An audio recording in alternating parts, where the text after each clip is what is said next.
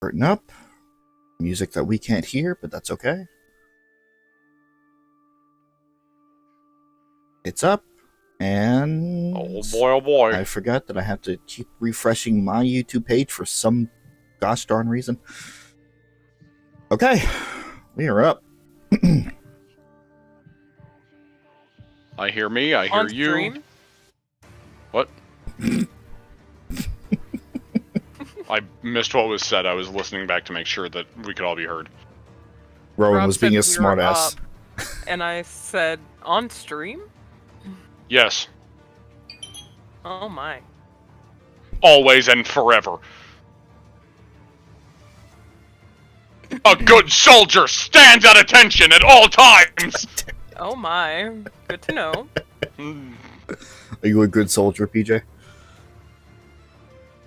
I'm a goddamn amazing commander, that's what I am. If it lasts for more than 4 hours, you should probably see a doctor.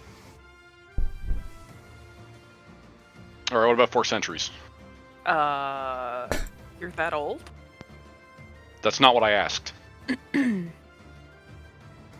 Answer the question. I need clarification, so I asked No. a clarifying question. You have as much info as you need.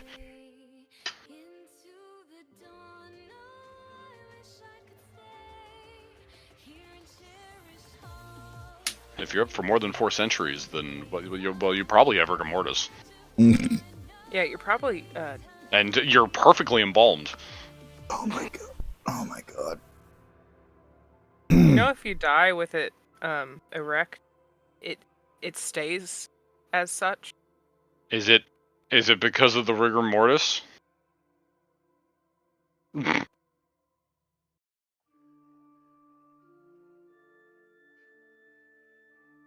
Huh? No. No?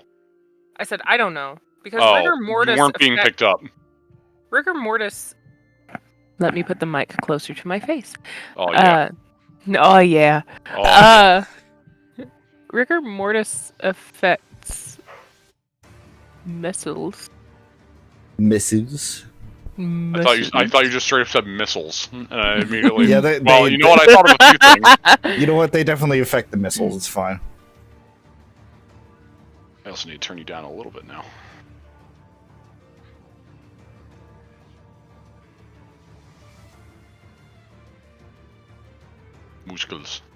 Muscles. You know, this is a great thing to Google, and surely will not put me on you want a list? any sort of list.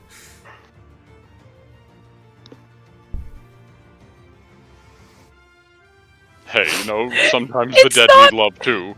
It's not called rigor mortis, it's called rigor erectus. Oh my god. Good. Good. Good. Absolutely wonderful. I have to know how many people have actually Googled that. Apparently enough. Anyway. Lore. Hold on. Lore day. We're starting off the lore video by talking about dead penises. Is this the ultimate April Fool's a bit there? PJ. Man, if I had that kind of if I had that kind of fucking commitment of like I knew this would land on April Fools. And it's like you think you're getting into lore, and then all of a sudden the game just ends. Oh my god. And nothing is answered. It's just... Listen, if I could figure out how to do that, like, effectively, fuck, I would. I don't like the fact that you sent a screenshot. Mystery meat. You know, Oh my god. there was a missed opportunity for deathrection. Okay. Now we gotta wait I'm for an Rowan. adult! We gotta wait for Rowan to come back to us. Oh, I'm here. I'm here. I'm here. Mm-hmm. So yes, it is another Tuesday, and it is April 1st. No, there will not be any April Fool's pranks because I don't buy into Unless that. I figure out one before we end. No, I don't buy into it. Yeah, I can't wait for you to find Garrus just hanging out in the fucking lighthouse. He'll just be sitting there. He's the one that's going to tell us all the lore and how like Mass Effect and Dragon Age are like actually linked, and they're in the same universe.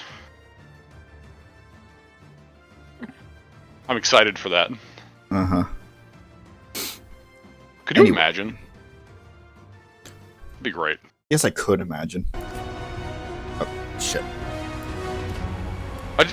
I need Garrus and Varric to talk. I need them to interact. That would be amazing. Garrus doing calibrations and Varric just like fixing up Bianca. Yo, no, listen. He calibrates Bianca. Okay, but that's assuming that Varric would trust Garrus to actually... Varric would probably look at it like, what are you doing to her? Get your hands off of her!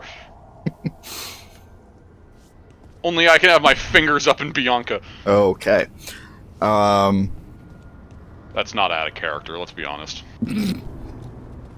So, this is going to be a very, very, very lore-heavy stream here. At least the beginning. At least the beginning. I gotta remember it's not going to take I don't the know how entire long... time. Yeah, I wouldn't expect this is going to take the whole time. I mean, I guess it depends on how much we talk about. If it does happen to take the entire time, then goddamn did we get into that conversation. Yeah, I mean, it wouldn't be the first time, let's be honest. Yeah, but I mean, like... I guess that would depend on how long you would plan on streaming, so... But anyway, that's a later thing. I don't have work tomorrow, so it's not like I'm on a fucking time limit. Yeah, that really reinforces the idea that it's not going to be the whole stream. Okay, but you know what? I've been forgetting. I was implying that we would stream for like an hour or an hour and a half. I see. Okay. I had it the other way around. I'm on. Yeah, you had it the other way around. Either way, we kind of accidentally stumbled into completing all the statues last time. That happens. It works though. So we're just gonna kind of see what happens. I might say things, I might not. We're gonna just kind of play it by ear.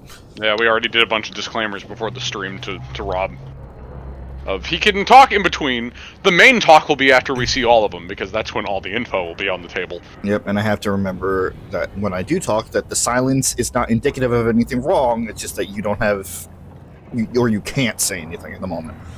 I will either tell you that I can't, or I just won't. Yep. Alright. But you are correct. It won't mean that you're wrong. Here we go!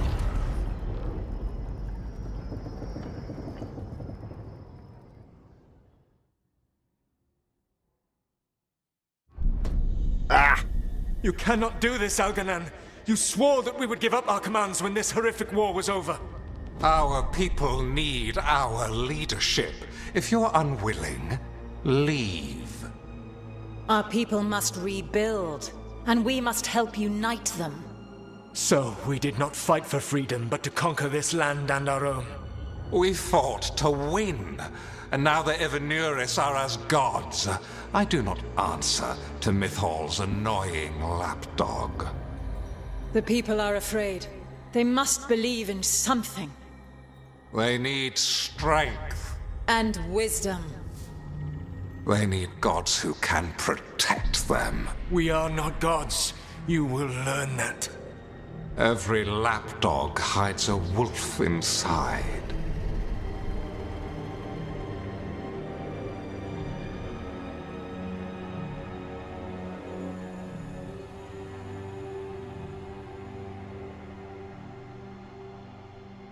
That was strange. They were speaking Elven, but Hello, I understood everyone. it. I believe we There's have a experienced group a talk memory after every each one of our these. native Gotcha. languages. Not just any memory. One of the Dreadwolves. And the mages who declared themselves my gods. Well, mine and Davrin's.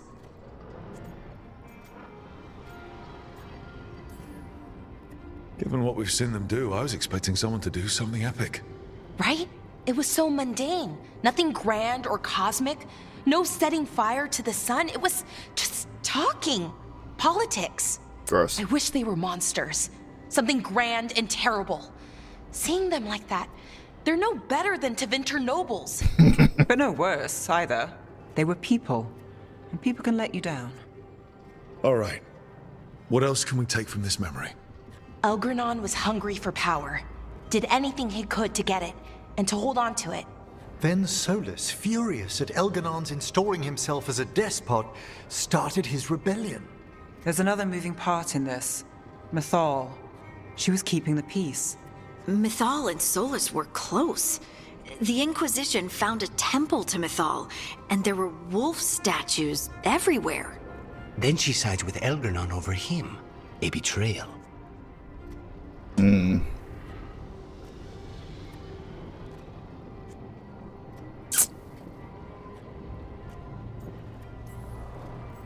It sounded like Solas was loyal to Mythal.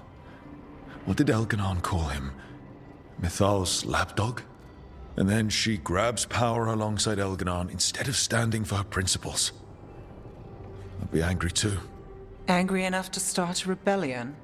That's not how he'd see it. He didn't destroy the world. Elganon did. Solas did what he considered necessary to stop him. Solas would try to justify what he did, but he'd also blame himself for what happened. Perhaps these murals aren't simply memories. They're what Solas wishes to forget. His regret. That means they're a way to learn his weak points. Why are we worried about Solas? He's trapped. Right. But the Dread Wolf was the god of trickery. He's looking for a way out. Bet on it. Meanwhile, keep your eyes open in the crossroads. If there's a way to restore the rest of these murals, Solas would have kept it in his hideaway. It'd be nice to get inside his head for a change.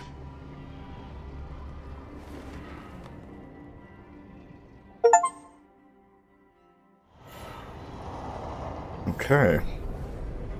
Wasn't much. It was actually kind of relatively short in comparison. You also have to remember that the first one is literally given to you in a story cutscene by the Inquisitor at the beginning of the game. Right. So this one you didn't actively hunt for. So it's just to ease you into the idea of what's going on here. Gotcha. Oh, there are different places. It's not the... Okay. Yep. Gotcha. Yeah, you get a mural for every one that you put in. Cool. So that like was quite interesting. The fact that yeah, it was Elganon, Mythal, and Solas, or Fen'Harel at the time.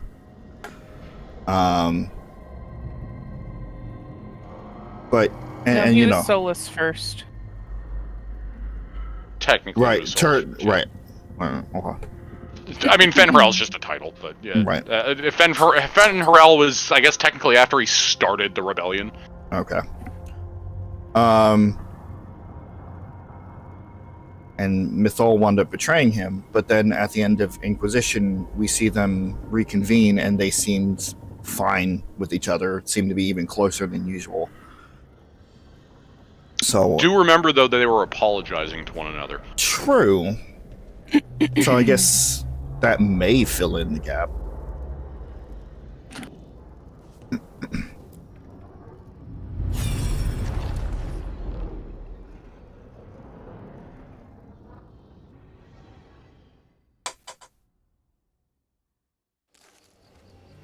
I was not certain you would come. You were the one who walked away. I never turn my back when my friend needs me. The Evanurus seek the magic of the Blight. Impossible. The Blight is safely sealed away forever. Though I wish I could believe you, I have sensed the breaking of the wards. I will investigate your claims. If they forget the danger of the Blight, I will endeavor to remind them. What if, instead, you left the Evanurus and remained with me? Do you not wish for freedom from this struggle? Be at peace, love. I will stop them. As you must. The Blight is our mistake.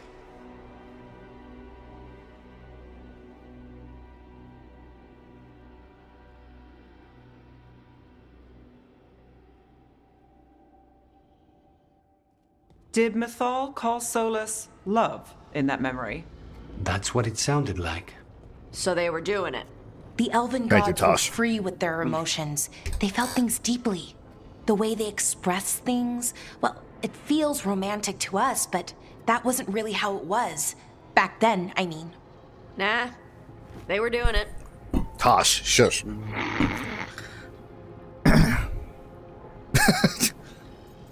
Moving on. Whether they were doing it or not, Solas cared about her. I That's love what the middle matters. answer. So the Dreadwolf goes to Mythal. They might be fighting, but they have history. And he warns her about the other gods using the Blight. That's more important than his rebellion. It's like kingdoms coming together when an archdemon rises. Mythal didn't think it was possible. She said the Blight was sealed away. There's an old legend about it. Davrin, the one with Andrul's armor. Not sure it matters. We're deep in elven lore already. What's the legend say? Right. Well, Andrul was the goddess of the hunt. She put on armor, magic armor, made us something called the Void, drove her mad. I remember this one. The other gods were afraid Andrul would turn on them. She was doing all kinds of horrible things, causing plagues. It does sound like the Blight. Well, it all ends with Mythal fighting Andrul. After, Mythal turned into a dragon. She what? Why didn't you start with that? Anyway, she took Andrul's armor away. Then Andrul's madness left, and peace returned. Intriguing. So it's possible Andrul stumbled onto the magic of the Blight. And when Andrul went mad, Mythal took it from her and locked it away. Until someone started using it again. The Blight's one of the only things that really scares Solas. He came to Mythal afraid.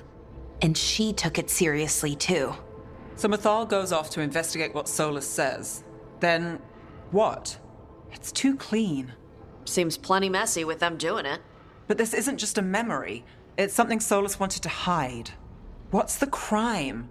What did we see here that he feels guilty about? I think I might know. When the Inquisitor was saving the world from the breach, he met Mythal. What? Like in a dream? It was complicated.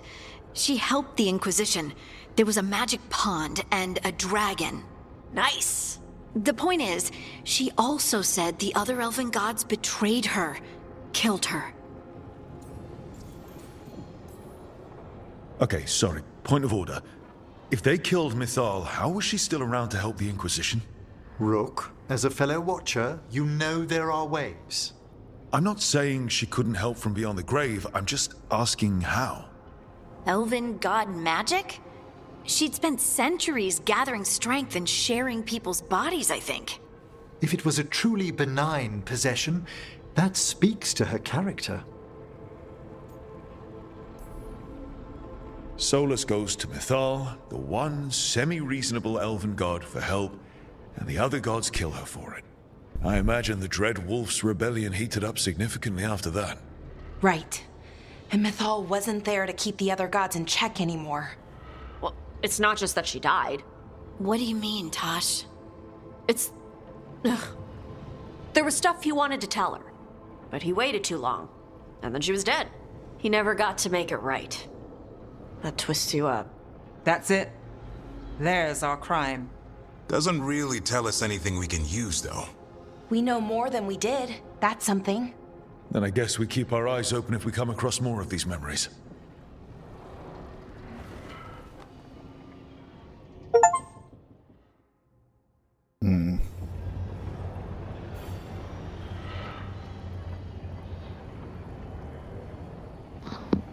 I could be getting my memories confused, which that's kind of what I was worried about when we were going into this. Didn't what we knew from Origins say that the Blight started when everybody tried to go to the Golden Throne? That's when it was released. That's when it was released. Okay. So it was around long before that. That is when the Blights, the Blights started. Yeah. Okay. That's like the events the that were the first Blights. Blight occurred. Okay. But it was around way before that. And now we have this new information about something called the Void. That an armor was imbued with this magic, was it?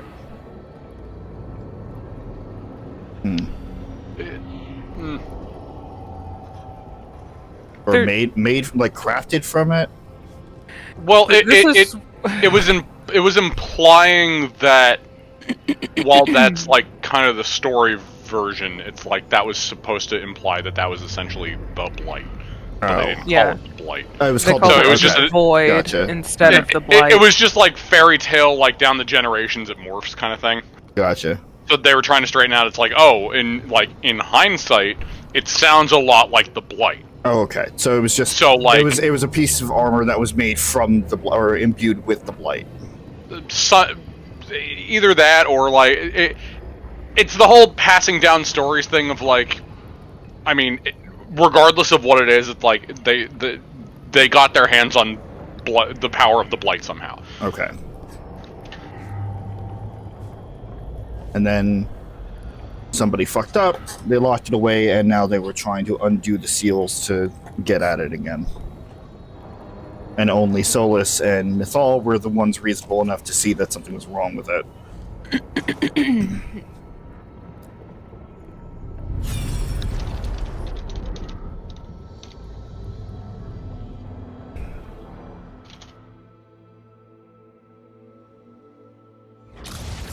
You dare to try to cage us, jealous of our growing power! You will pay the final price for this betrayal. We warned you not to use the Blight. For this, and for Mythal, I sentence you to sleep in exile ever after. Your own lives will form the veil that keeps the horror you unleashed at bay.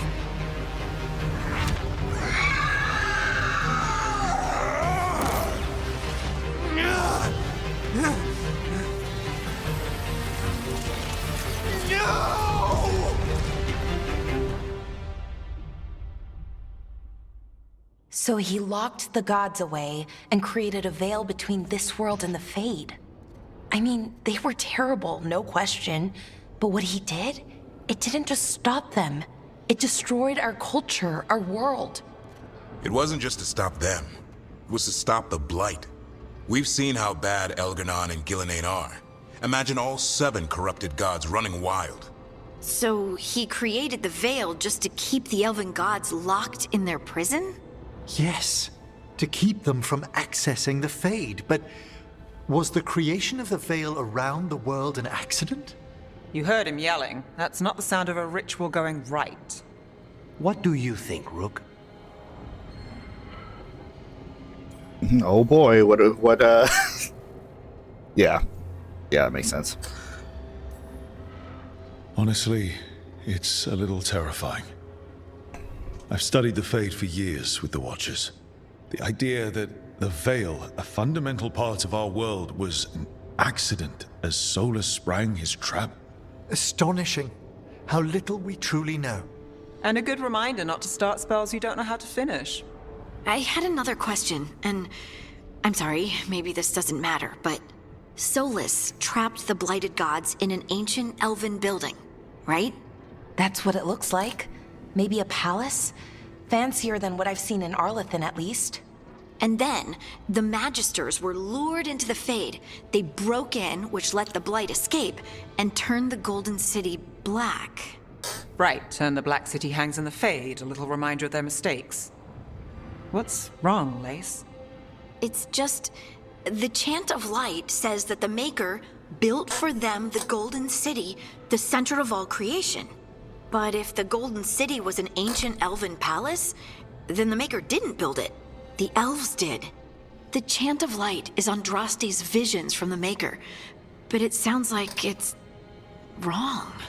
You're asking if we just disproved the entire Andrastian faith. Did we? Oof, okay. You see how heavy this is getting now. Okay. Lore drop. Yeah. You're starting to see some of the head holding shit. I was trying to figure it out, and then this one dropped. It's like, oh, by the way, the entire Andrasian faith. By the way, the main faith of the world, we may have just in one moment just disproven the entirety of it. Oh, that's kind of a big deal. Oh Also, my lord. Okay. Oh wait. Okay. I read the Chant of Light, and there are some things that I want to bring in from that, but I'll wait. Yeah. Gotcha. You're starting to see why there might be a big discussion after all this. Okay. And this isn't even the full. This is just the third one. Yeah. We still there have are 5. There are 2 more to go. Yeah. Yeah. And I'm just trying to figure out where it's going to go from there, because at the third one, we have him locking everybody away. Yeah, 3 out of 5. By the way, main religion? It was the elves. It was... and we're just at level 3. And okay. Yeah. Are you holding your head yet? Are you getting there? Not yet. Are you getting there though? I'm trying to keep on to the one fucking thread of logic that is left there. Of just okay, we've known how religions have overtaken or even rewritten other religions in the past. As a very minor example, Christmas being over the fall, the winter solstice, stuff like that. Well, to be fair, most Christian holidays were originally pagan holidays. Yes. Most of them. So that's the logic that I'm holding on to right now. Of just okay, this isn't necessarily too out of the ordinary. Just one, another major religious power just kind of overwrote the actual history of things. Of course, this game as a whole is also basically... It's funny, because it's also basically unraveling the elven faith as well. Mm-hmm. Because, the entire game is proving, all of the elven gods were just a bunch of stuck-up mage assholes that just called themselves god. So it's now, here is the main elven religion that we're destroying. Now here's the main human religion that's getting destroyed. Counter argument. It's just oh Jesus. Counter argument. We saw something like this in Pillars too, where it was just a bunch of people that just wound up getting a whole bunch of power. Oh yeah, Pillars. Oof, yeah. Yeah. So it's this is the first time that that's probably why I'm not freaking out, because we've had exposure to this idea through other mediums. Well, yes, but also, this is an entirely different world as opposed to Pillars. But of course, that was a big thing with Pillars too. But I'm also explaining why, I'm still kind of stable in terms of mental. I'm not holding my head just yet. It is interesting though. Right. Yeah. The Maker was never my faith, Lace, but I don't think you have to give it up. But what they taught us was just wrong. What if the Maker just doesn't exist? The Chant of Light might be wrong, but it's been made and changed by people over 1,000 years. There was a whole verse about an elf named Shartan, and the chantry just cut it out. So maybe the Golden City was meant as a metaphor, or maybe it was added because of politics. That might change the history, but it doesn't have to change your whole faith. True. The Dalish clans are struggling with the same thing. What do we keep? What do we lose? The elven gods, the Maker. No matter who you light a candle to, you've got some hard questions to ask yourself right now. Doctrine is not the truth. It is one of many paths to the truth. I recognize the sentiment, though not the specific quote. Who said that? My mother. Ah. Questions of faith aside, we have some very real gods that still need killing. Looks like there are 3 more of these murals with the Dreadwolf's old memories. Great. What else he's hiding? Oh, 6. No, you were thinking of the 5 we had to find in the Fade, Susie. Yeah, you're right. Still. Yeah, no, there's 6 total, but 1's given to you and then you find the other 5, so it's 6 total. So yeah, we're only halfway through. And we've already disproved the fucking... Yeah, halfway through, and we've potentially, quite possibly disproven... We've at least proven the Chant of Light wrong. Again, I can get into that, but I want to wait. We will. I'm saying based off of what we know so far. Right. Okay.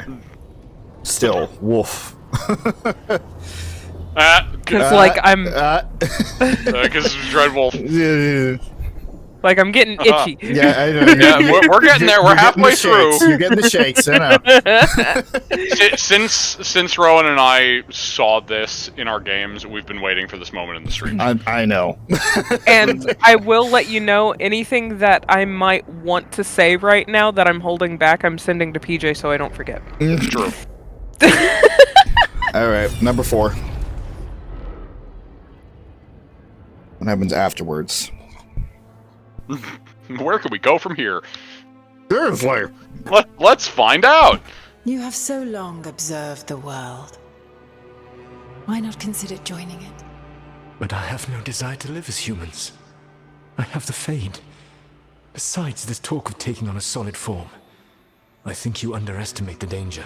When you took the glowing stone to build your body, did the earth not shake? Delirium gives us the strength we had when we were of the Fade. We are the best of physical and spirit. I need your wisdom, Solas. To withstand the louder voices who would go too far like Elganon. I need you. This is madness. You must know that. I will always follow where you go.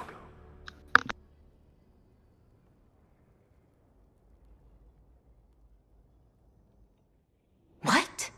This is astounding. The ancient elves were spirits who voluntarily manifested a physical form. I'd rather go back to talking about the Blight. Hey, Lucanus. Could Spite turn into an elf? No. Sorry, but... what? So, No. So, welcome to the next bombshell. The fact that fucking Mythal was just made out of lyrium? And Solas. And Solas, yeah. All of the original gods. Well, the implication here is that elves were originally spirits. Right. And they manifested physical form. All elves. Original remember, remember, current elves stemmed from the ancient elves. Which means the elves as a race stem from spirits. That made, like, physical forms for themselves. Okay. You're seeing this. You're seeing this now. So, all of the Evanuris, except for Illinane, were spirits who took physical form via lyrium. Okay. All right. Gillinane was an elf, like a later generation elf that was risen into. That. That's what was said. Was it directly said she was an elf? Yes. Okay, I need to double check that. She was an elf that was risen to the ranks of the Evanuris. That's almost literally what they say in the game. Which also coincides to why she is how she is in that one section of the Regrets of the Dreadwolf, when we see, like, her old lab, and she says that she's going off to godhood. Because that's with just the elves. It is explicitly stated that she was an elf that was risen. I remember this vividly. Anyway. Yeah. So yeah, elves are spirits. Solas was a spirit. Which paints an entirely entirely different perspective on literally everything he talks about in Inquisition. Yeah.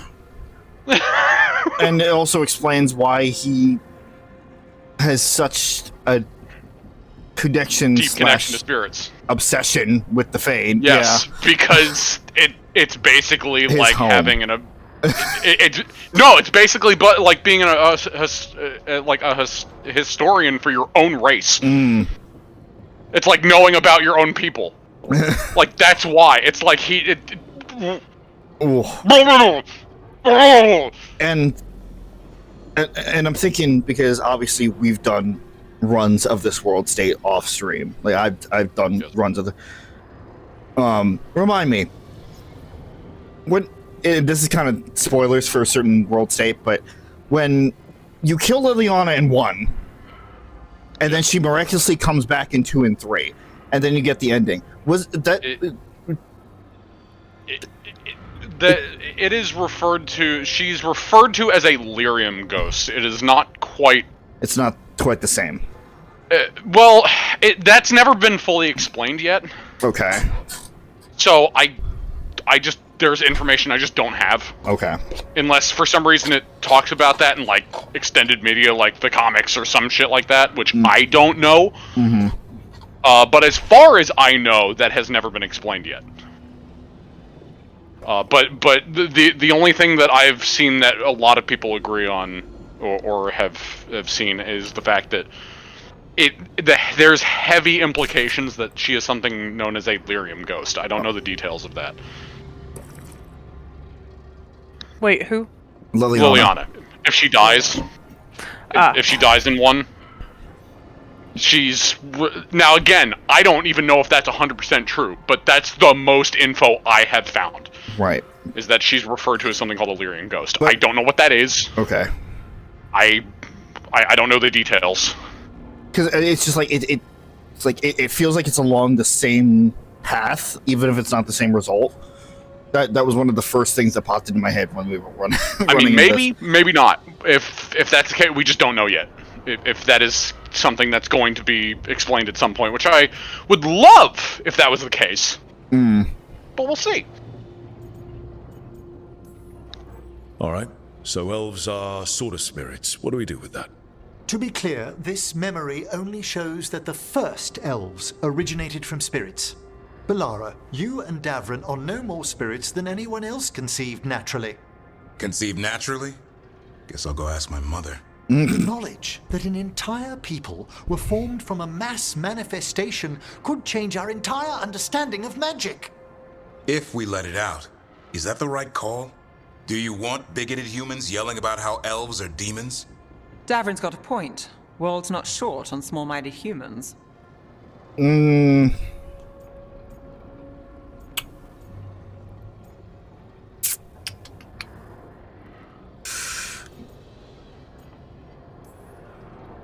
entire idea is preposterous. Who would even believe us? It does seem outlandish when taken out of context, I admit. We have to tell someone, though. Strife and Ireland, at least. If I told Thea and Viago, they'd think I was sampling Viago's poison collection. No one will believe us. Okay. We keep this to people we trust who have good reason to know. No shouting it from the rooftops. Agreed. The Morn Watch has a great deal of experience keeping dangerous secrets. So, beyond the world-shaking stuff, what else did we learn here? Solas himself was a spirit. What kind do you think he was? Well, his name is Elvin for pride. Oh, okay. There's something else. Not about spirits, or not all about them at least. Solas didn't want to become a person with a physical body. Right. He only agreed after Mythal begged him. Then that's his regret. He wishes he'd never taken physical form. Maybe, but not just that. Solas was scared. They built their bodies out of lyrium, and it made the ground shake. Lyrium is the blood of the Titans. The Titans would have felt it as an attack. They defended themselves. The first memory we saw with Elganon seizing power, it happened at the end of a war. A war between the Titans and the elves. Lace, I'm so sorry. It feels like we still don't have the full picture. But I think that's part of what Solas regrets. He didn't see the danger. Except he did. He was worried. You said it yourself. He did it for Mythal. Everything that followed, he could have prevented if he just told her no. Then he's got a war on his conscience. Plus, whatever we find next.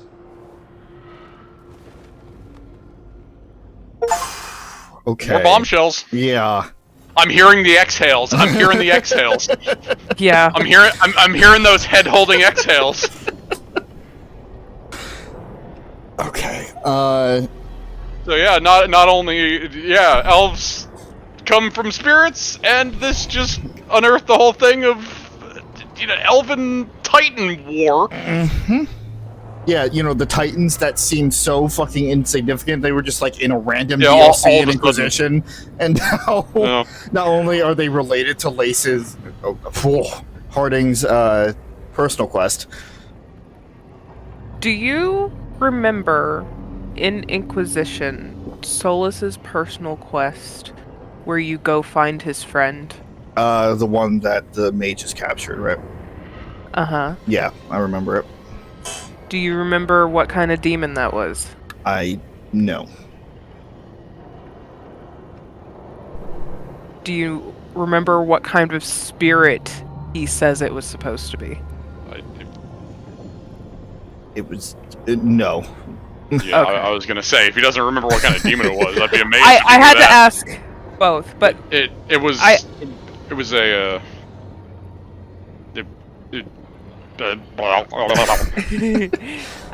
he says that his friend is a spirit of wisdom, and you go to find it, and it's a pride demon. Mm-hmm.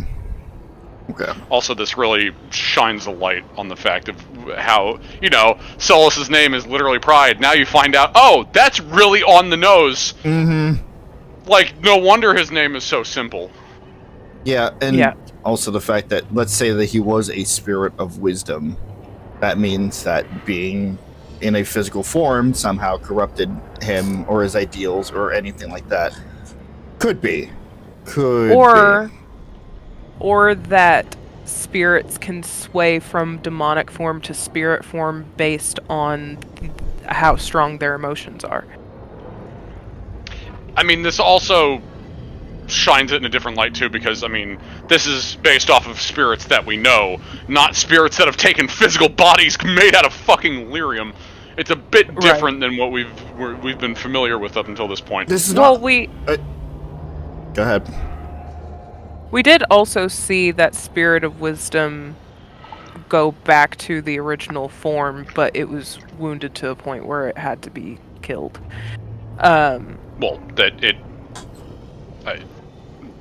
Okay. Just the way you said that, it was dying, and it did die. It was dying, yes. But that's what I mean. It was still a spirit that became pride demon back to being a spirit without having a physical form. This is also not the first time that we've seen a spirit be dragged into the human realm and had such a very negative, almost fearful reaction to it. Yeah. Christoph, or whatever that spirit, the spirit Justice. Justice. It was Justice. Justice and vengeance. Yeah. Oh, the longer that he was... it's... To be fair, it's because Anders. Fueled by Anders' anger, he turned to vengeance. Yeah. Also, I don't know if this is ever actually said in the series as a whole, but just on the topic of I'm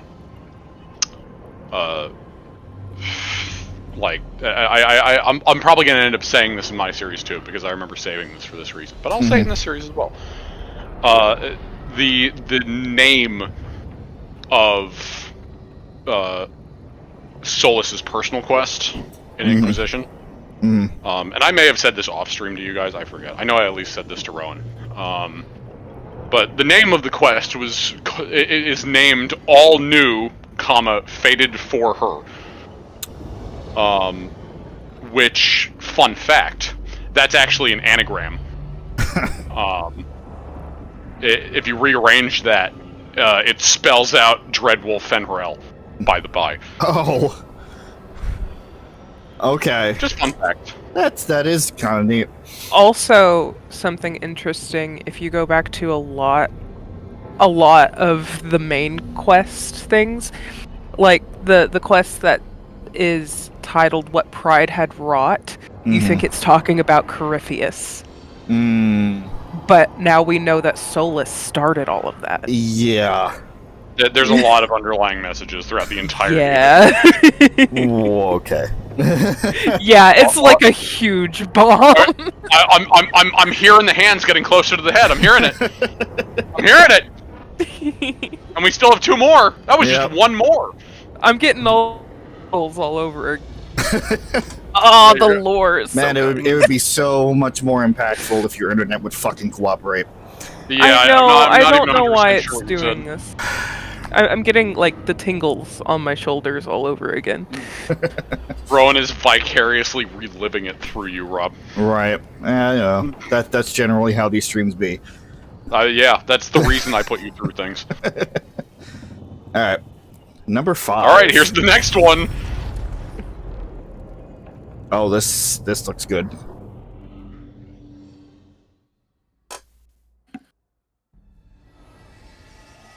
Have you created what we need? With this, the proper ritual will sunder every titan from its spirit. But you must know those severed dreams will certainly be driven mad. A disembodied blight of pain and anger. It is awful what we're doing. And the only way to end this war.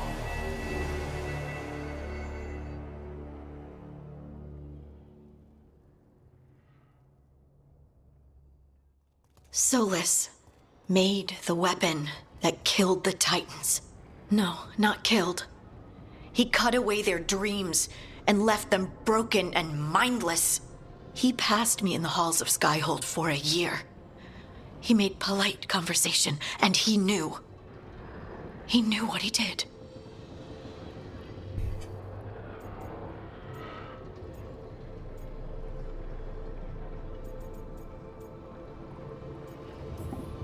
No mystery why he wants to forget this. As a mage, and apparently a scholar, Solas doubtless regrets destroying the minds of the Titans. No, it's worse than that. That isn't what Solas regrets. Those severed dreams will be driven mad. A disembodied blight of pain and anger. Mierda. You can't.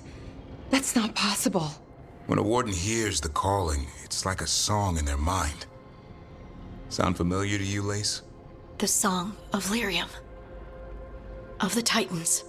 We think of the Blight as this monstrous force with no mercy, no compassion. Evil incarnate. Instead, it's a caged animal. Mistreated and imprisoned for centuries. Until all it knows is fear. What does this mean for Darkspawn? Should we be trying to help them? I don't believe so. If the Blight is a corrupted dream, Darkspawn may be mindless manifestations of its anger. Right. They're not people.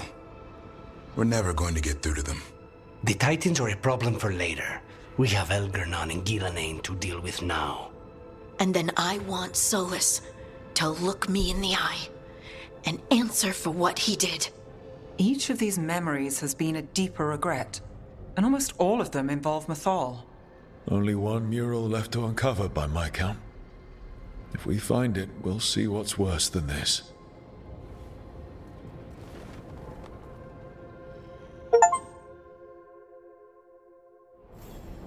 Hey, Rob. Yeah. How you doing, bud?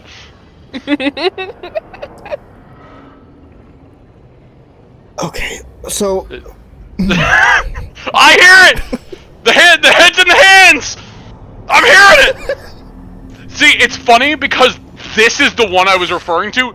This is the mural that made my head hit my hands. Like, oof! Okay, so... Welcome to the origin of the Blight! It's Titan Dreams.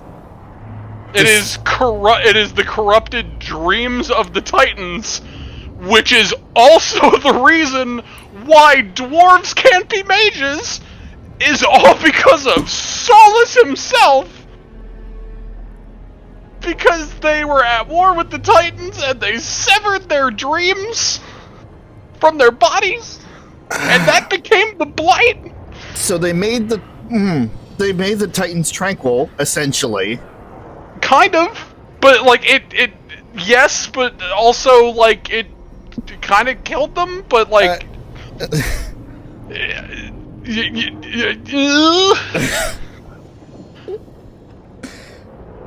You see what I'm saying? You see this? I am okay. The first question.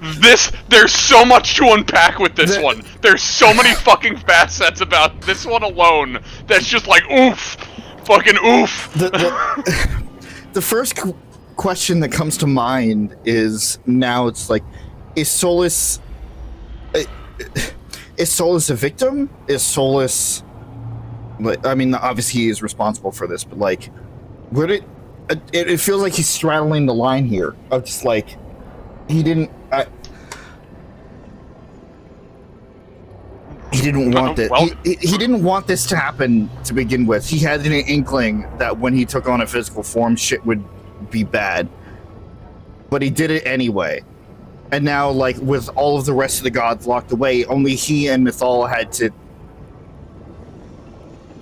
Well, Mythal died before Mythal in quotes. Mythal in quotes. Like, he was the one that had to clean up the mess of everything. Well, he was the one that locked him away. Yeah. So. But I'm saying, like... Okay. I also, need a fucking timeline. Also, casual reminder at the, like, before the events of Inquisition, it is heavily implied and even stated in some cases that Solas, like, not long before that, just woke up from a slumber. Like, he just came out of a slumber. Also, if you want, like, some extra, like, mind-boggling shit, when you're done with this, at some point, go back and play Inquisition. Keep Solas and Cole in your party and listen to the banter. Yeah, their conversations with each other, like, it paints such a fucking new light on almost all of their conversations. Because, like, Cole can see what Solas is, but you don't realize it because of the way that the structure is. But when you know and you go back and look, it's like Cole is like a fucking millisecond away from just outing the fuck out of Solas, like, every moment he talks to him. There's one thing he says, where is it? I brought some of them up. You're different, Solas, sharper. You're both here and in the Fade. There's also something that Cole says in Trespasser. He did not want a body, but she asked him to come. He left a scar when he burned her off his face. Oh.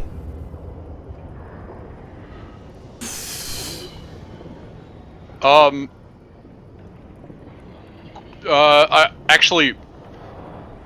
want to, if I can, I want to put a hold on some more of the Solas stuff until we see the last one. Okay.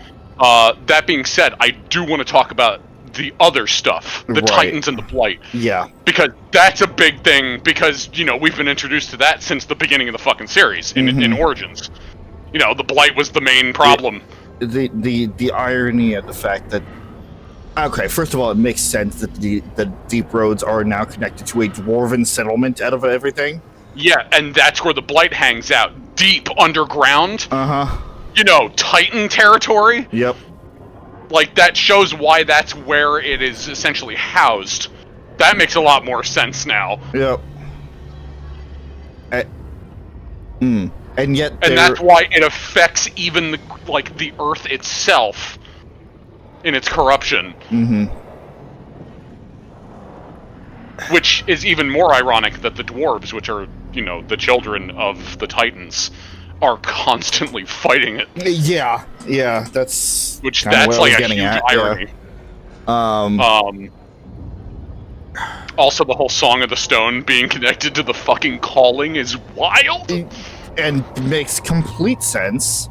I mean, it does. Is it just like...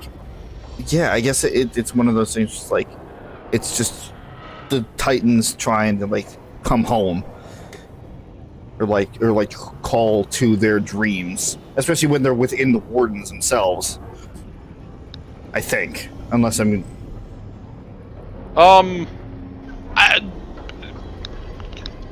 close enough idea. Again, I mean, I guess we still don't know the full extent of, like, the Song of the Stone stuff. Right. Especially because, like, Harding's quest line is also, like, along that vein, obviously. Right. But it's just one of those, it's like we... By the same token, we don't know what the full extent of the calling is either. All we know is that the Warden's here and they're the end of their lifespan, and then they go and fight Darkspawn. But it's like, but now we see connections of where it kind of comes from. Mm-hmm. We don't know exactly what it is, but we have a damn good, like, eye-opener thing here of, like, the origin of it. Right. It's like, all this time, the Song of the Stone and the calling have been kind of almost one and the same. Yeah. I don't know if they're exactly the same, but one's definitely built off of the other. That's damn sure. Which the implication of that alone is crazy. We're also seeing. It's also funny when you think about it, because now, you know, first we touched upon the elven stuff, then the humans. Now we're deconstructing the dwarves. It also it's makes, like, It can finish your thought. No, well, I mean, that's just the point I was trying to make. Was like, it's like, you know, it's reality shattering shit here. It also just kind of makes me wonder where it's like, why the blight or the calling? It doesn't have like an extra effect when there are dwarven wardens in particular, considering that it's all like more close to home within them than anybody else. Well, remember, they're not necessarily the same thing. Also, the dwarves are the children of the Titans. They aren't literally Titans themselves. So, I mean, they already grow up. They already, like, stem from that area. And this is also generations past the Titans. Right. Like, this was, like, a long time ago. So, like... Oh, so, like, a lot there's of... There's also just a natural evolution to all this as well. Gotcha. But I mean, obviously you can still see some of, like, the markings of what once was, kind of thing. Like, especially with the whole thing with, you know, Solas being the reason why, like, dwarves can't even fucking dream. Right. Well then, it brings up another question, like, let's say somebody like Harding, or I forget what the fuck her name was, you know, partaking of the Titan blood. Yeah. Partaking of the Titan blood and almost getting that back. If they wound up going through the Warden ceremony, what would happen? By that same by that same token, I'm just like you were talking about how, like, yeah, okay, so there's a natural evolution and they're children of they're not actually Titans, but when there's actual Titan blood imbued with everything, if the blight would have a different effect, or if it even affect them at all. Also, to be fair, the blight is heavily corrupted. True. Like, it's...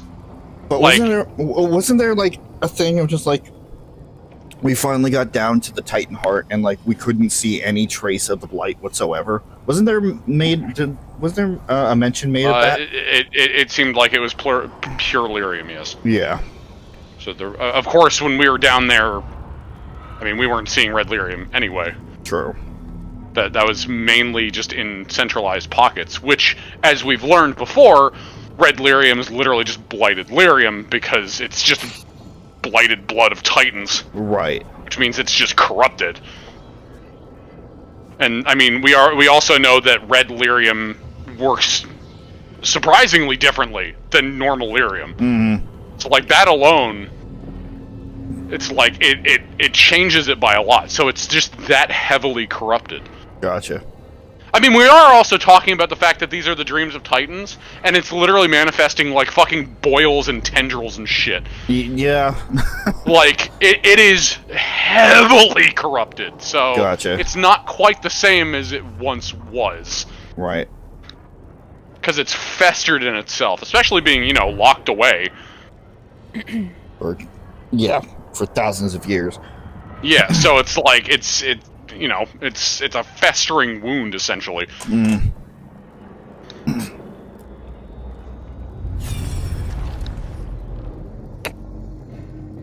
Oh, this ought to be good. Mm-hmm.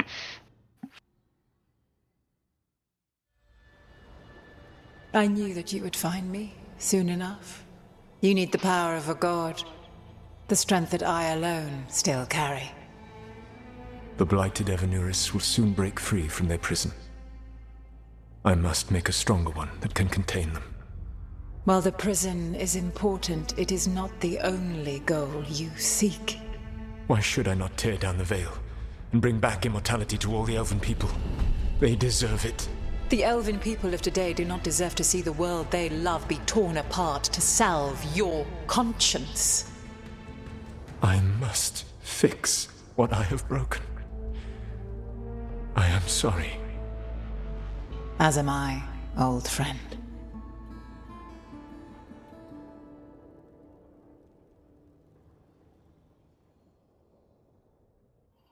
Solas killed Mythal? After all that? Is this another memory from a different time? No. He wore that same outfit in the Inquisition. We knew Solas woke up in this world without most of his power. Now we know how he got it back. By killing the only other god around and stealing her power. All that epic magic and godly power. In the end, it comes down to love and murder. Same as always.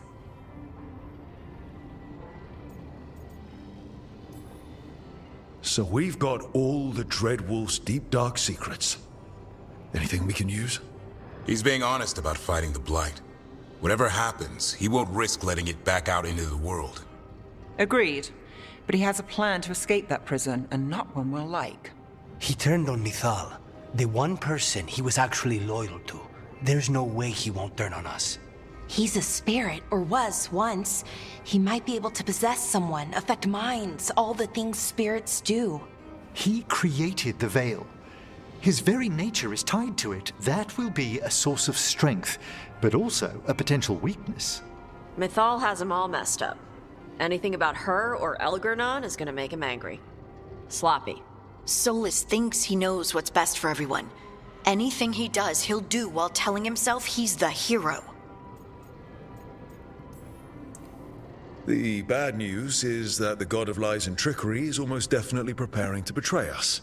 The good news is that we've gone through his dirty laundry. So, we know his motivations. You think we can set a trap of our own? That's the hope. You have witnessed the Protector's tale, Dweller, almost to its end. Almost? How can there be more? When the mighty fall, their echoes cross the ages. An audience is warranted. Speak with your visitor. She awaits you in the crossroads.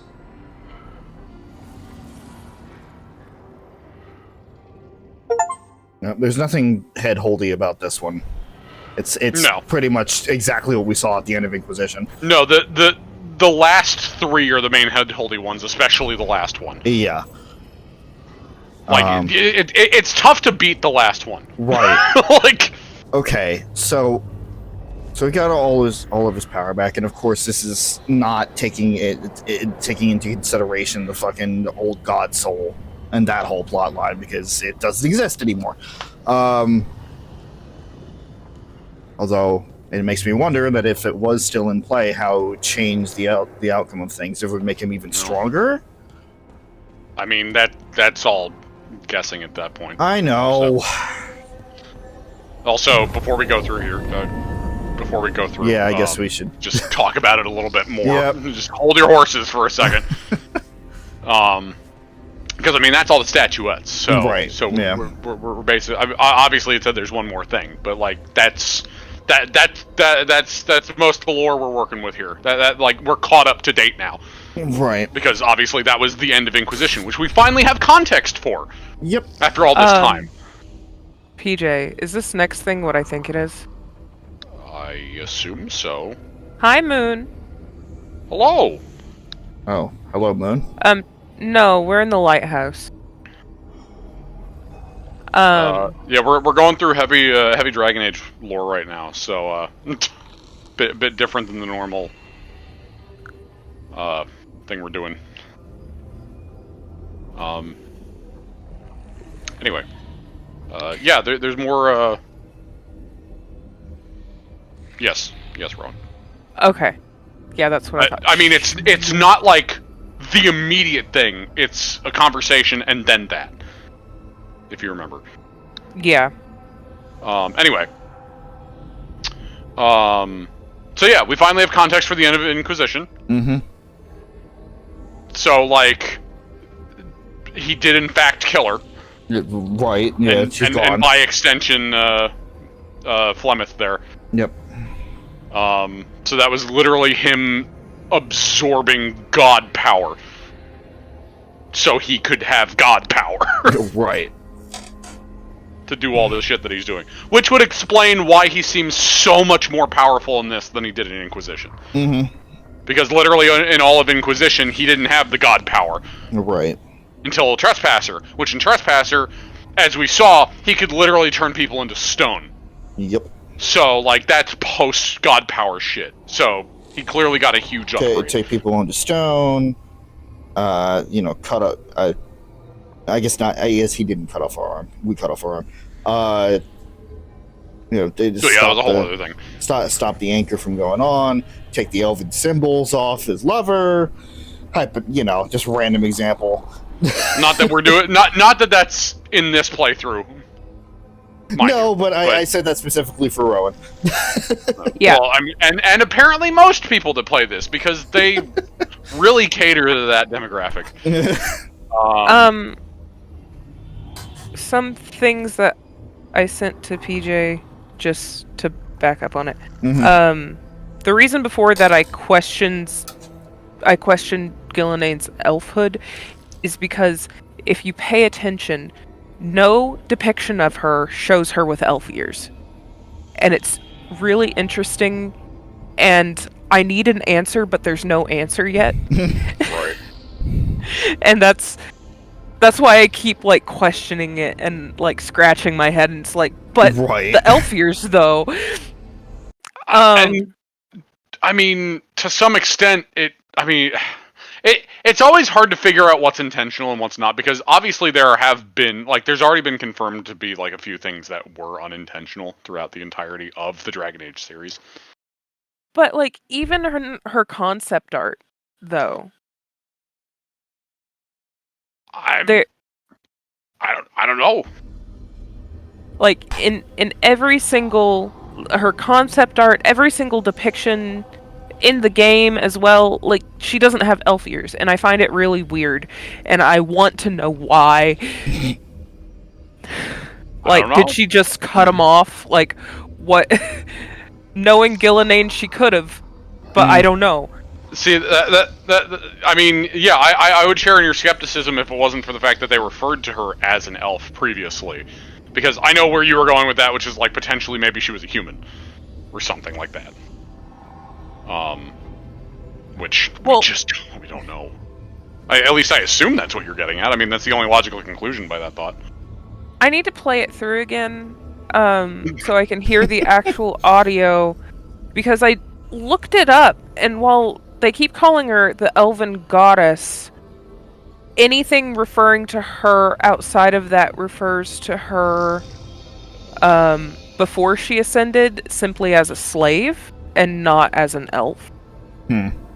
So, like, I don't know. I could have sworn there was one line that called her an elf directly.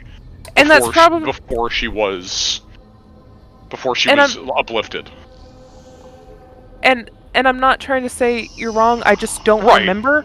No, and that's fair, and I don't blame you for questioning that. Like, I understand. And I tried to find it, but I can't find anything definitive without me just replaying the game again, which we both know that's gonna happen. Anyway. Yeah, it's inevitable anyway. The other Death, thing taxes, and Rowan playing through Dragon Age again. It's true.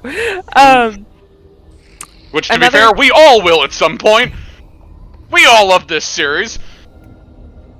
Going back to, I think it was the third statue, when we were talking about the Andrastian faith and the Chant of Light. Yes. And how the Chant of Light was Andraste's recollection of talking with the Maker. I have unfortunately read through the Chant of Light. It's very long. I would not recommend doing it. Everything... Rowan needed that lore fix. I did. Everything I read, everything written in the Maker's, like, quotes from the Maker,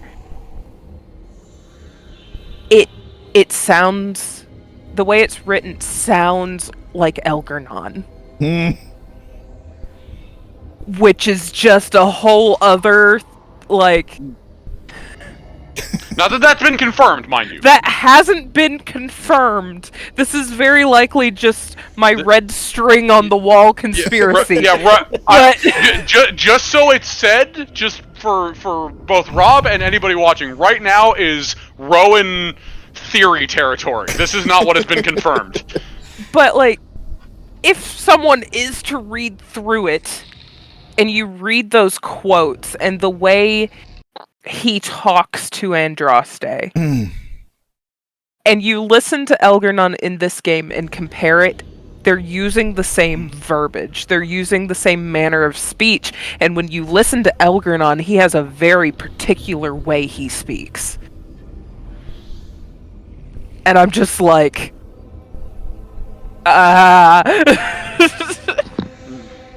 So supposedly... Could it have been all elves, question mark?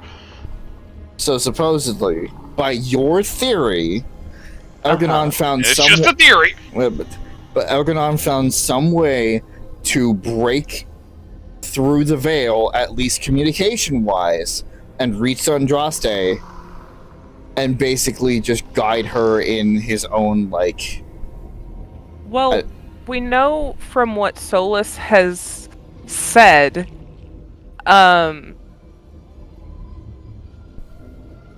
different veil, by the way. I knew that's why you stopped. I knew.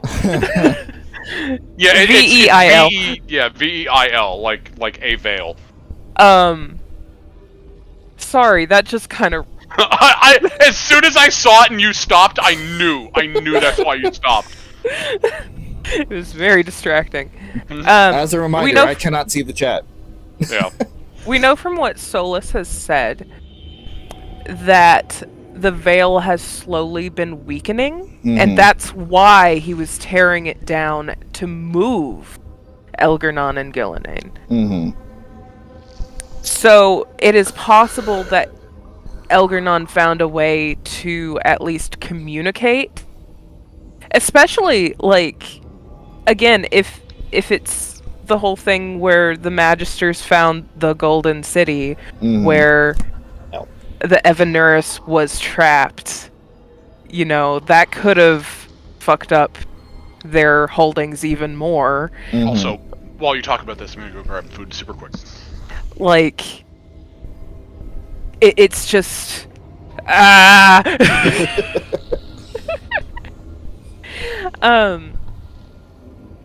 One of the things that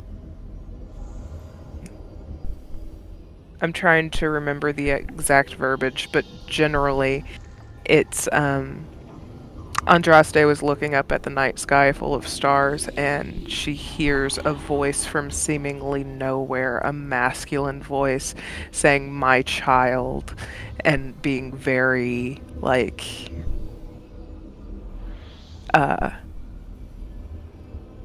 guardian, like, I guess. Or, you know. And I'm just like, that gives me the ick. That gives me the ick. Uh-huh. Let me see if I can find that, because I bookmarked it. So that has nothing to do with your theory. That's just I just don't like that. No, the way it was worded and the verbiage with the "my child" reminds me of Elgernon and the way he speaks. Because, okay, there is a mission coming up where if you're an elf, you get drastically different dialogue. And I can't because spoilers, but it gives you an idea of how he would speak to elves, and it's just like, ew. Gotcha.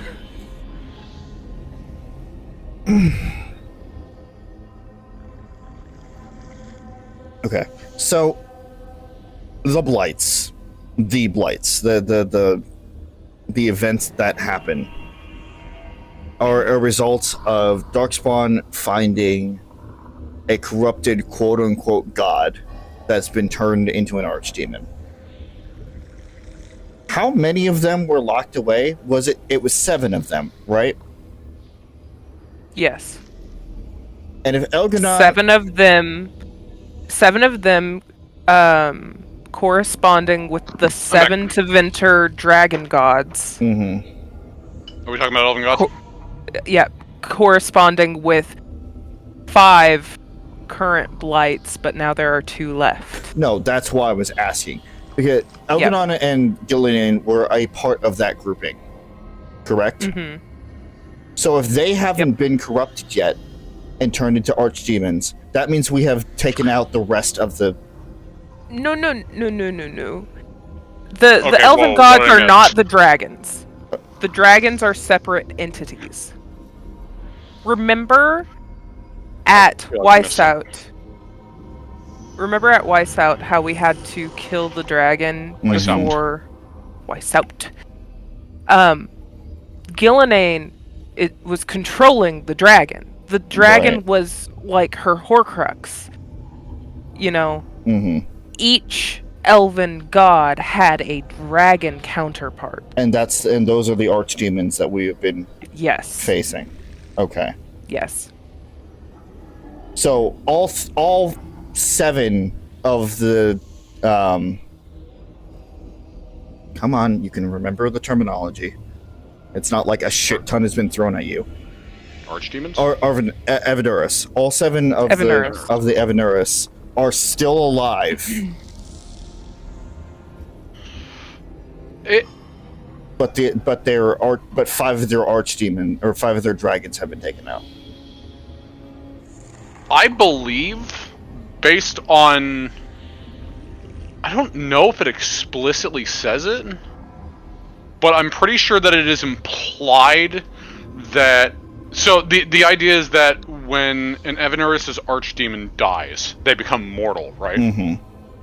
Now, in the passage of time, while they were locked away, if they become mortal, I think it is implied that they die over time. Because they get weaker and weaker, and then they die when their archdemon is dead.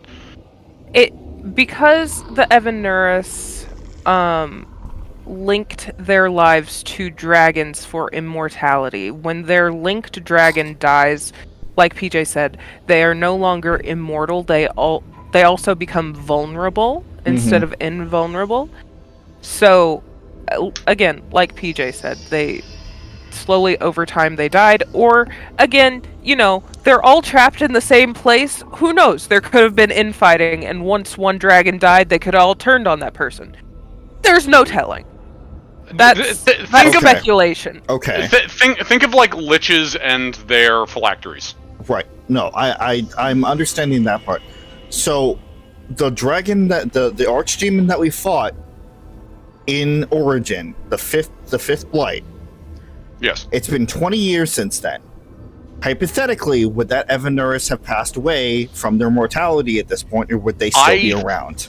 I think it is implied that they are dead. Okay. So it's literally just Elganon and Gillenane left. If the implications are correct, which, again, there's a lot that we still technically don't know, but if the implications at this very moment in time are correct, it seems like those are the only two Evanuris left. Okay. So technically we're not going to be going through any more quote-unquote major I mean, I guess technically we are right now in the South. It's technically like a major blight.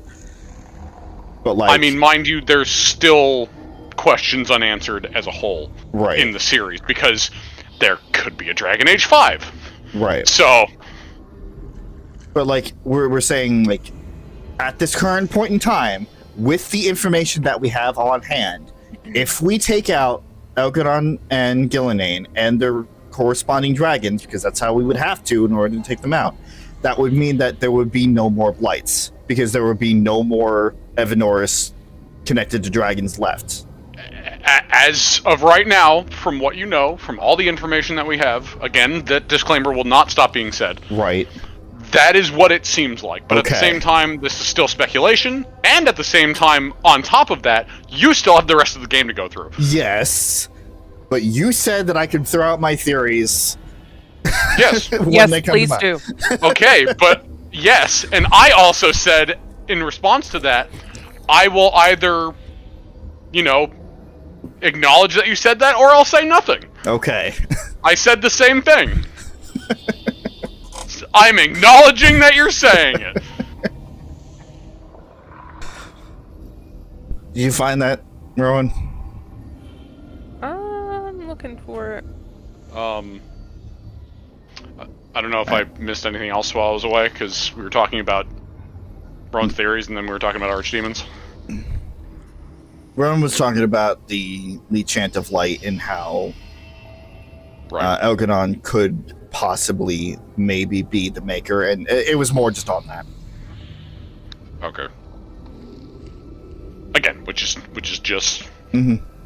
I can't stress that enough. It's only a theory right now. Right. Yes. Because again, it there's is still simple theory. Like, not all of the Dragon Age questions are answered here. A lot are. A lot in the past few hours were in fact answered.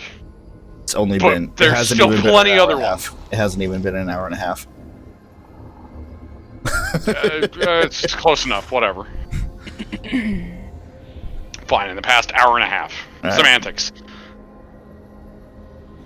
So a lot of big questions have been answered. So we know where that may or may not have been expected to be answered. We know, at least, right? In my opinion, I mean, the reason of the blight was kind of surprising. Yeah, again, that's where I was holding my head in my hands, like, oh my god, this is huge.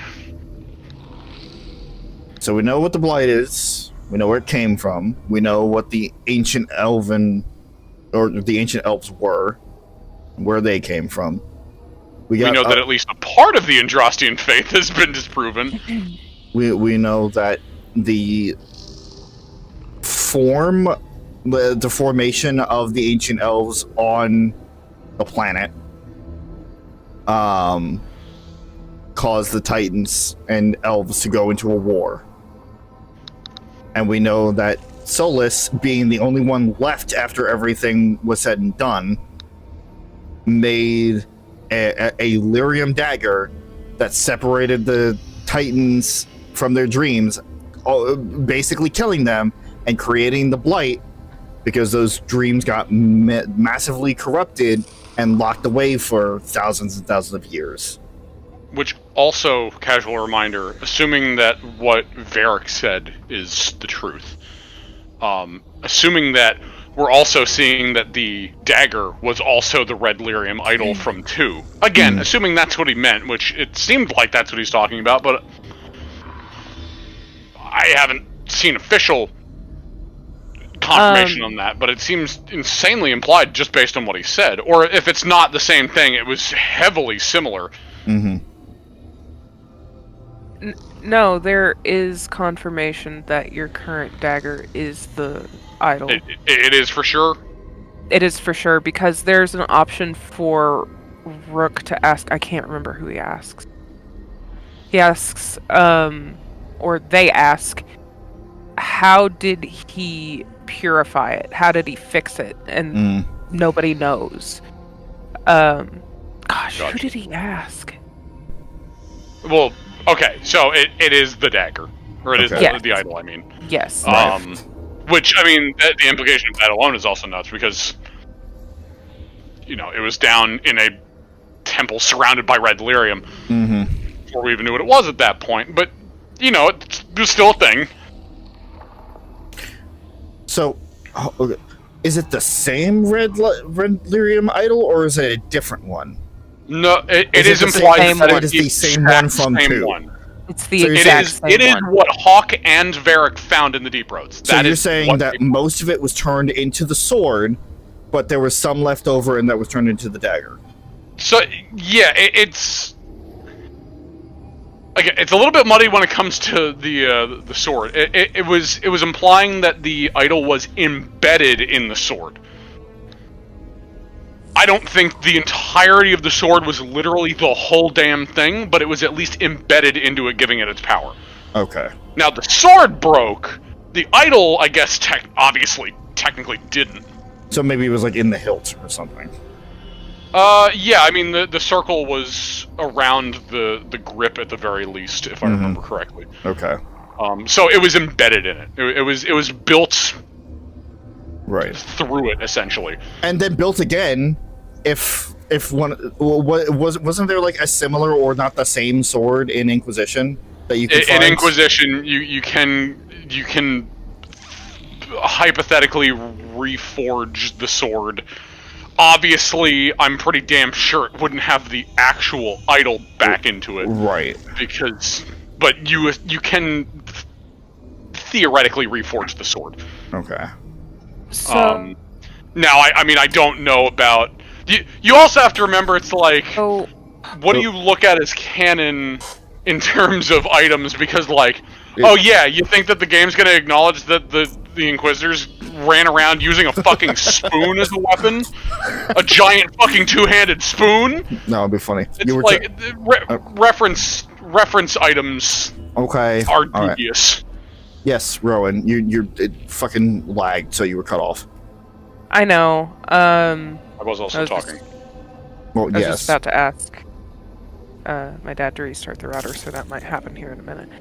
But the Chant of Light verse I did find. However, for me to explain my theory, we'd have to get to that. You need to get a little bit further to know more about Elgernon. Okay. I can just talk. Jesus. Yeah, there's still clearly a lot that we don't know yet, because again, we haven't finished the game. Right. Also, I know that you were talking there, PJ, but also the lag happened. So I just wanted the lag did happen. I wanted Rowan to know that she was heard, and I acknowledged that she was like next on the block there. Okay. So that whole thing with Elganon and Gillinane trying to seize power, they said that was at the end of the Titan War. See, like, this is where, like, my understanding of the timeline gets a little muddied because of the way that they showed Them seizing power was after the war, yes. So what we saw with Solas and Mythal and the dagger, that was before that happened. So, okay. The order of events were,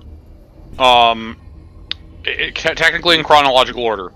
The Solas going from spirit to physical form was like the first one, right? Yep.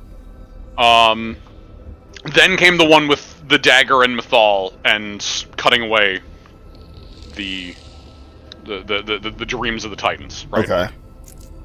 Okay. Which formed the Blight. After that was them was the Evanuris claiming power.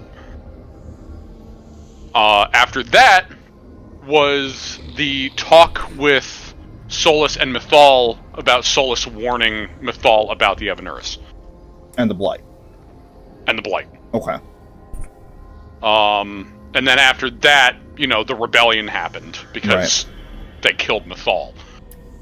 And then they sealed away.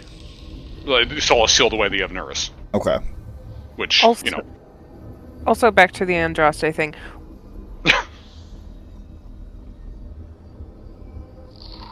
Will it? Okay, I guess I'll just continue because Rowan just froze. Okay. Okay. Be back? Yeah. You were just back to the Andraste thing, and then froze. When she saw the Maker, she was on the verge of death. Okay. Which may put her in between the Fade and the Overworld, I guess. Which would also grant Elgar'nan, if Elgar'nan is the Maker, the ability to speak to her more freely. Right. Okay. Rowan and I are on two separate channels right now. And I am trying to stay focused on both of them. But in terms of the timeline, I think you gotten straightened out from what I said. Okay. Yeah. And then obviously the last mural with what happened at the end of Inquisition is obviously the last one. So they killed Mythal, which basically booted her back to the Fade. And then she reforged another body out of Lyrium? What was the whole Flemeth thing? Okay. So, technically, there are still some missing parts of that you don't know yet. So, don't ask too many questions, because again, there's also the rest of the game to go through. Right. As we learned from Flemeth, there was a piece of her that was still floating around in the world that we know. Okay. That's what we learned from Flemeth, of the fact that she was body hopping throughout the generations, but consensual body hopping throughout the generations, trying to reform her power. Okay. Because I guess to some extent, even though she didn't, at least from my understanding, I mean, I don't know the semantics of if she had her own archdemon or not, or what have you. But she, persisted.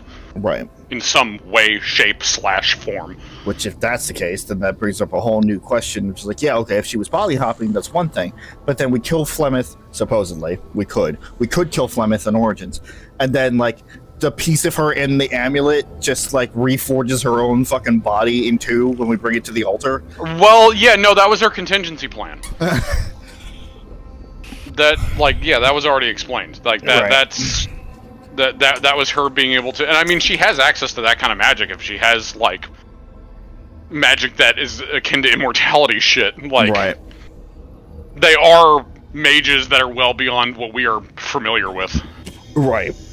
And we've already seen that Corypheus through the Blight had similar magic. Yeah.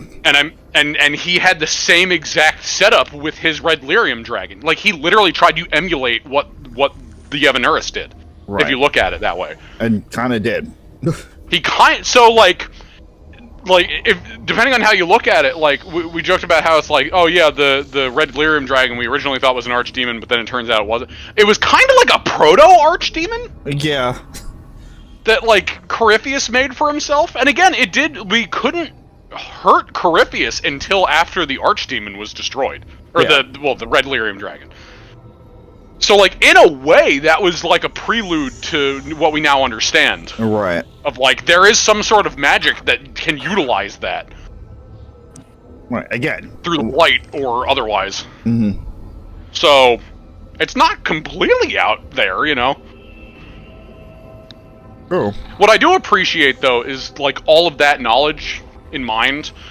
They've clearly kept it consistent throughout the entirety of all 4 games, which I appreciate heavily. Because you can see the remnants of shit that you're learning in this game all the way back in Origins, which is wild. You don't see many things keep that kind of consistency, which I love. Yep. Just side thing. Mm. Okay, I think I think I understand most of what we saw or talked about. You see why the warnings pre this stream. you now see. I don't hype it up for no reason. Well, yeah. You see, like, that's some big shit. Not that I'm saying that you thought that otherwise. I'm just strengthening that, you know. Yeah, so, like, no, I'd like to get believe you. my integrity. It's not like you know, like I'm just like sitting here for hours, like what the fuck did I just see? You know, my brain immediately got to work on what was happening. But yeah, no, well, I didn't think that you wouldn't comprehend it. It's just it's a lot. Right. Yeah. And it explains a lot. And also, just as another disclaimer, I know, but the whole thing of like having your head in your hands wasn't like not understanding stuff.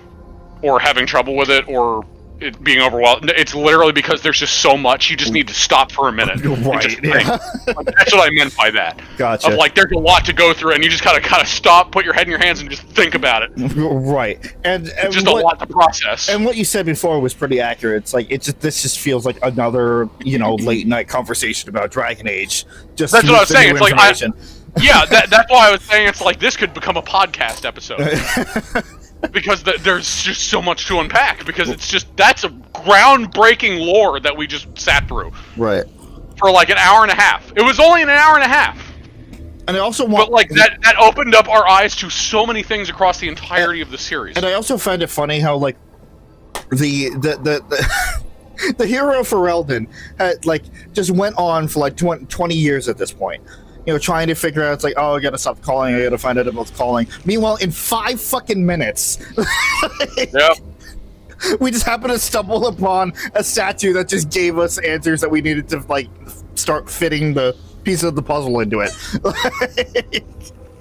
Yeah, who would have thought, like, fucking, like, 7 or so years ago, that like when you started Origins and you were just going out and like fucking nowhere. It's like now we're doing now like fucking 7 some years later, fucking we have a Pepe Sylvia board trying to fucking figure out all this shit.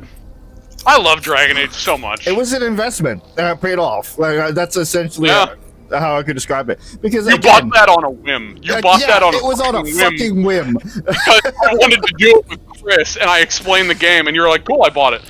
Yeah, like during your conversation, I just went to Steam, and I'm just like, "Yeah, okay, I'm downloading it right now." And now I'm here too. Yeah, so it's really funny that decision changed the course of our fucking lives. That's not even exaggeration either. It's fan-fucking-tastic. Thank God for your impulse buying. Sometimes an impulse purchase is not a bad thing, kids. Yeah. Anyway. Don't buy drugs. Don't make that impulse buy. Yeah, don't do drugs. But yeah, just it's a lot. It's great. It's fantastic. It's wonderful. Is there anything... We love it. We love seeing it here. We love that lore. We love that consistency. Yep. Is there anything else that we want to bring up or talk about or anything? Because I know that you guys had stuff that you wanted to go over. There's plenty. And I mean, there's still more.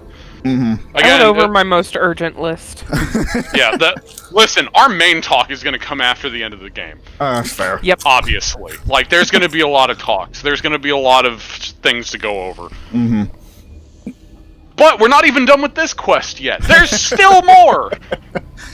But we're just done with a lot of the, you know, the big the heavy lore hits. All right. PJ, I did send you a question.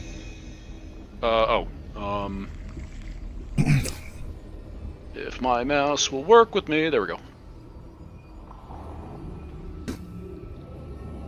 Oh, yeah, do that. Of course they're now. Frozen. Yeah, now they're frozen. Okay, yeah, do that. I was gonna do it anyway, but after your next conversation, Rob, we're just gonna need to stop and we're gonna talk about a game thing that we're gonna need to figure out for this. Okay. Okay, that sounded a bit more ominous than I meant to do. I meant like it's a situation of you're gonna go through a conversation, we're gonna save, and then we're gonna have to get like a game plan for the next section, kind of deal. Gotcha. That's what I meant by that. I said it in a weird way, but yeah, that's about right. No, let it be ominous. No, because I realize it's like, depending on how you look at what I just said, I might be figuring out a whole new game in the series to play, and it's like, that's not what I wanted to say. I don't want to, listen, I'm okay with it being ominous. I don't want to give him the wrong impression to such a degree that he thinks that I'm gonna, like, fucking morph the next, like, few years of his life outside of what I'm already planning for the Tuesday slots. Fair enough. No. I need to at least bring Harding along here.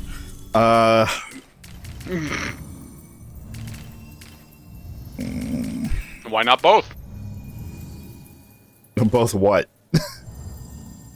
You immediately went to him, and yet you still asked what?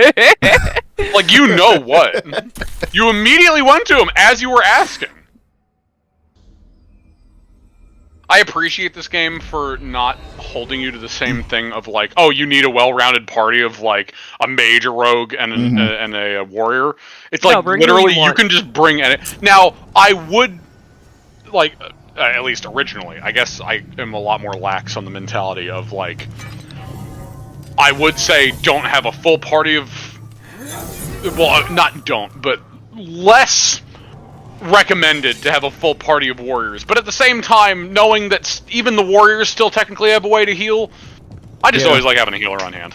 No, I got you. The warrior versions are just a little different. Also, hey. Well met. Hey, Morgan. Hey, Morgan. No, you know something's about to go down when she's here. How did you get here? I did tell you I had my ways through Illuvians when I introduced you to the Inquisitor, did I not? The Illuvians in general, yes, but not the Dread Wolf's crossroads. I would think you have more pressing questions at the moment. Questions about Solas and Mythal? Mythal?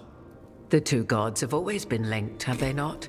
First, when Mythal bade her companion spirit to abandon the Fade and take on mortal form. Then, when Solas spilled Mythal's mortal blood, that he might absorb her power as his own. Wait. How do you know exactly what we saw of Solas's past? Think upon it, Rook. You saw for yourself in the Dread Wolf's memories. When Mythal stood against the gods' manipulations of the Blight, she was betrayed and struck down. Yet she survived and returned ages later to aid the Inquisition in its hour of need. How? Also, her fucking voice seems lower in this. Well, she's older. Yeah, Claudia Black is older, to be fair. That's true.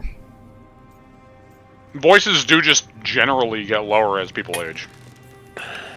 The elven gods had access to magic beyond anything we can imagine?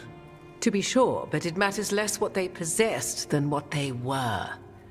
You recall that the first elves were spirits, do you not? Mythal was a spirit turned elven. And when her body was struck down, to spirit, she returned. Her essence sheltered in a willing mortal vessel. Over the centuries, she journeyed from host to host, slowly exactly what we were amassing just her talking former about. power anew. Until once again, she was struck down, on this occasion, by Solas. He absorbed her power, but not her memories. Then where did they... Wait. You? As you say.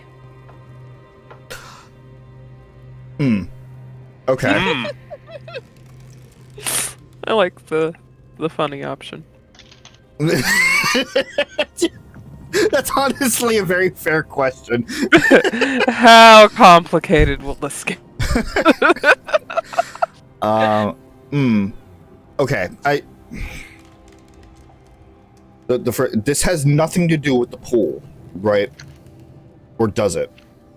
Specifically, Mythal's memories. No. Okay. You are referring. You mean the Well of Sorrows? Yeah. I mean, you didn't pick it. You didn't pick it in the transfer thing, so obviously it has no bearing. Even though you would think it would. But mind you, that especially because of this stuff. Oh. I was gonna say, mind you, especially because of this stuff. Out of like almost all the things that I've seen of people complaining about what should have carried over, one of the biggest, if not the biggest that I've seen, have been an outcry of people saying that the Well of Sorrows should have been a transferable thing, because that's kind of a big deal, especially, in this exact moment right now. Yeah. You're the But I can also see why it wouldn't. Of Mythal. Believe it or not, as you choose.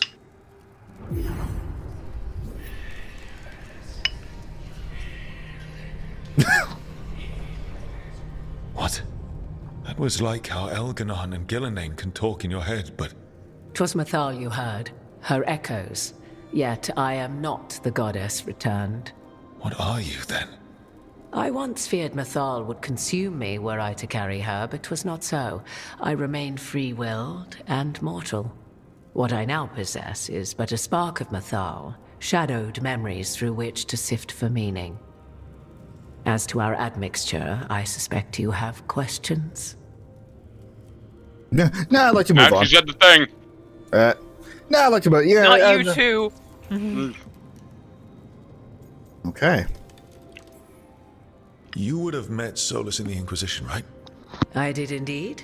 'Twas before I possessed Mythal's memories. At the time, I thought Solas a scowling elven apostate whose sole passion was finding arguments.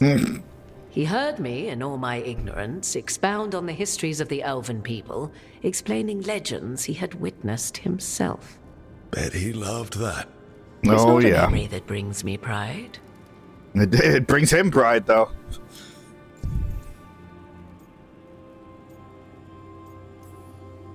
So, there's the soul of an elven god inside you. How does that even happen? Mythal's last host was my mother, Flemeth. Oh. When I learned she intended me to become the next receptacle of an ancient god's soul, I feared naught would be left of my own. It inevitably came to pass on a deep night.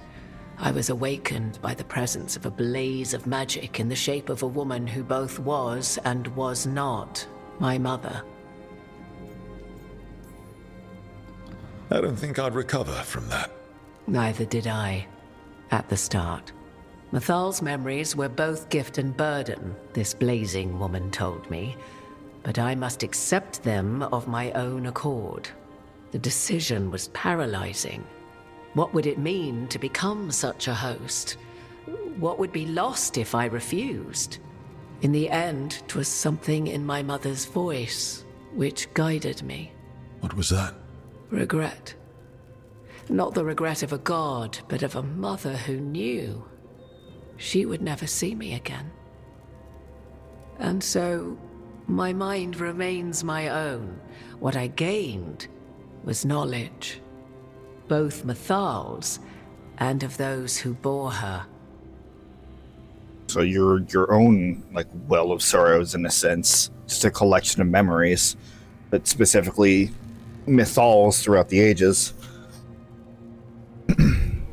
That being said, you're just like, oh yeah, no, I wasn't sure if, if I took on all this power and whatnot, how much of myself I would retain. And you were willing to dive head first into the fucking well, which hypothetically could have had the same result.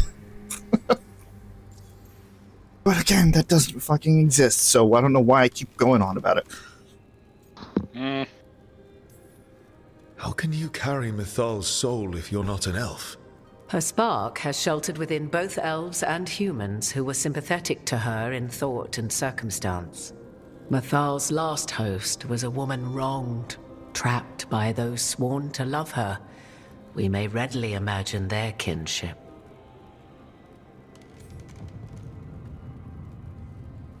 Oh yeah, that whole story. Do you have information we can use against Gillenane or Elganon, or Solas? The last time Mythal faced Elganon and Gillenane, she was struck down by the very dagger you now carry. What about Solas? You may recall he murdered Mythal's former host to claim her godly might as his own. I hoard no untapped magical secrets, Rook.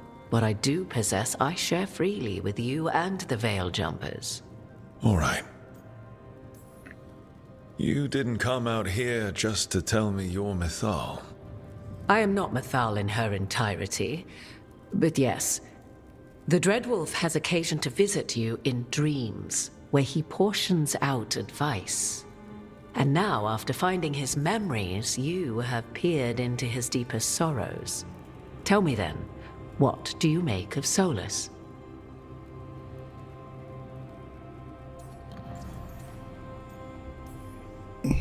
I should ask you. Mythal knew Solas better than anyone. I would influence your answer. Or do you mean to discover if I would stand directly against the Dread Wolf, were there a need? Would you? I shall aid you in any way, but that, even had I the power. What has passed between Solas and Mythal? I beg you, do not ask this of me again.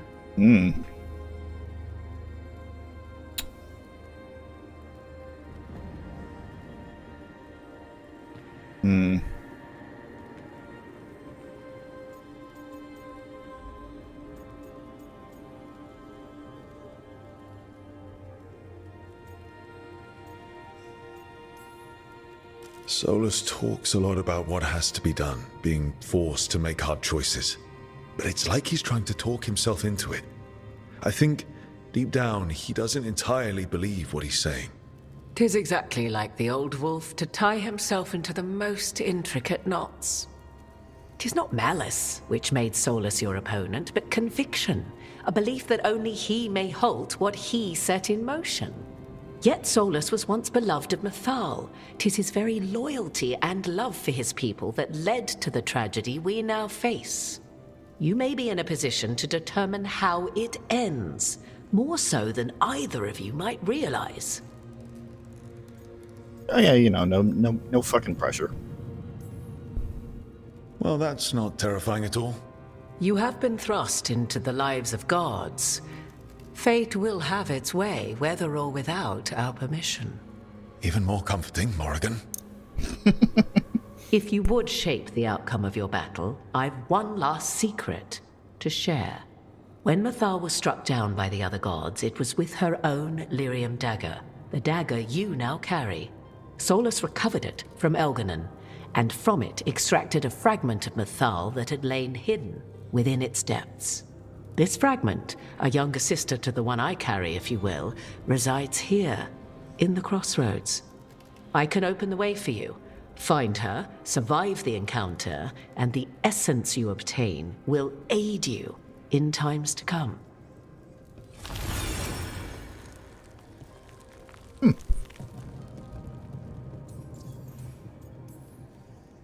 Another fragment of Mythal, in addition to the one inside you. You are aware of what the word fragment means, are you not? One small piece There's of the Morrigan many, I know. formed when something greater is broken. The first elves were spirits, as you well know, and when a spirit is broken, it may shatter into pieces, each holding part of the original. Among the ancient elves who became known as gods, Dirthaman and his brother, Falondine, are but one example. Yep. I'll survive. What do I need to know? You know Solas, and have seen Elganon, and memories of Mythal. They are creatures of emotion, as all spirits are. The fragment of Mythal that resides in me lived among mortals for thousands of years. She has grown wiser and more patient. This younger sister has not. She is the essence of Mythal as a god. She is unlikely to listen to polite requests, and though she is but a fragment of the goddess, the battle will test you sorely. If she's just going to attack us, why tell us about her at all? We have enough enemies already. A fragment of a god's essence is a powerful thing. It may give you options against Elganon and Gillanane, or against the Dread Wolf himself, should he prove as cunning and treacherous as ever. Something that's really interesting is the whole Falondin and Dirthaman thing, because if you read the myths, they're portrayed as twins, but in reality, they were the same spirit. but that spirit broke into two separate gods. Right. It's just, I find it fascinating. Anyway. If I were to try to talk with her, do you have any suggestions? She will demand respect, but detest flattery. She appreciates righteous anger, but will not tolerate pity. She is, for want of better phrasing, prickly. But if you are determined to try, then I wish you luck. You would know this aspect of Mythal better than anyone. Could you try talking to her? I dare say she would attack me on sight. Spirits can't get along with fragments of each other. Spirits, certainly. But the aspects of a self-righteous god who have walked different paths for ages? One bears the insult of her betrayal by the Evanurus, and then by Solas, as fresh wounds, insult upon injury. The other once fell in love with an Alamari chieftain and lived happily in a swamp for centuries. Each reminds the other that another path existed, that they could have been wrong, and nothing angers Mythal like being wrong.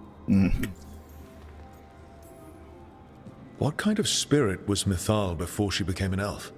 I know Solas is elven for pride. Mythal enjoyed ruling and having power, but it came not from the overweening desire to crush resistance, as is the case with Algernon.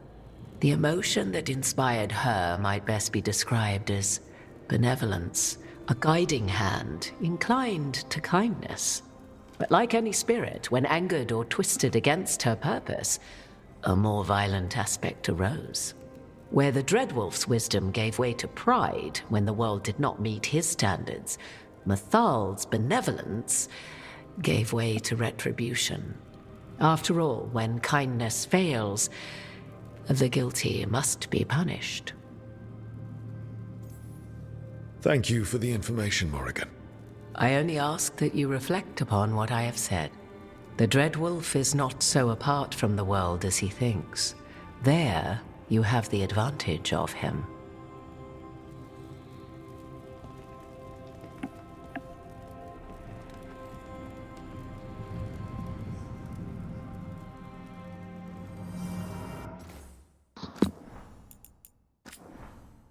Boy, oh boy. Yep. Alright, so I think I figured out a plan for this. Yeah, just keep going.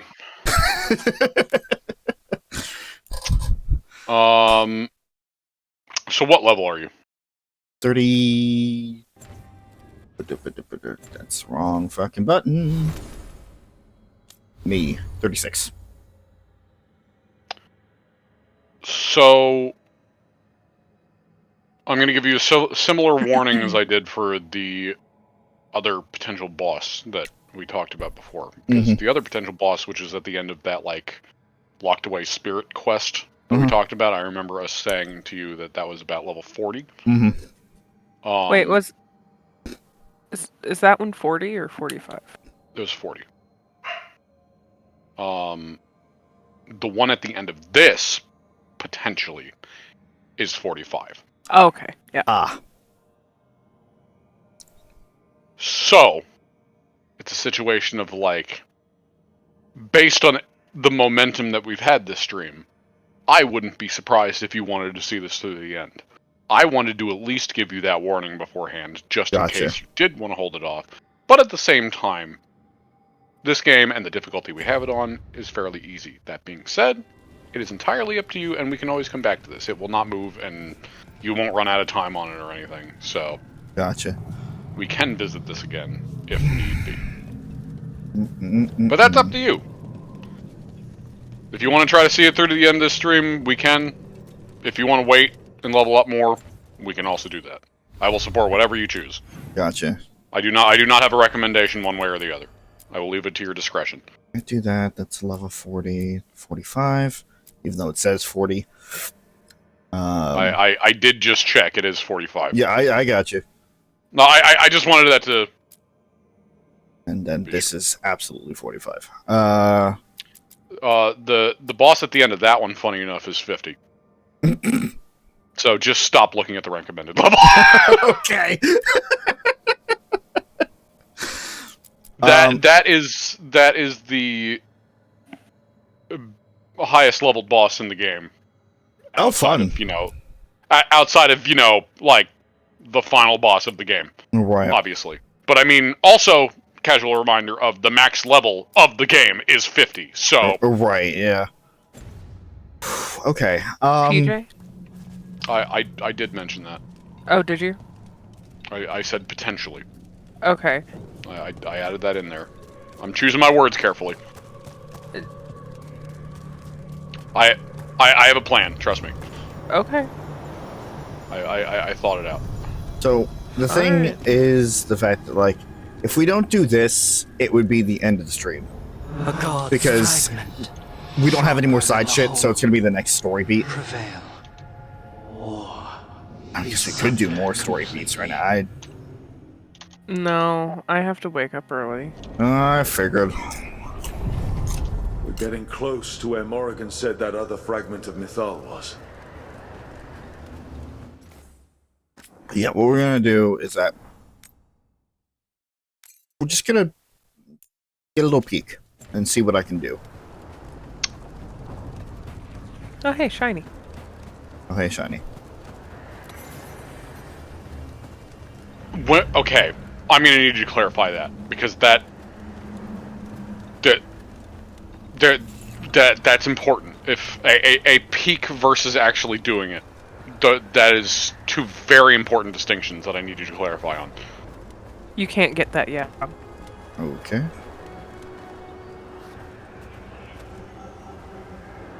It was a situation where I wanted to see if I can take a crack at it, and if not, we'll come back later. So, a similar thing to what Rowan was calling out, and based on the previous conversation, I did say that potentially what you will have to fight is 45. I'm going to stress that.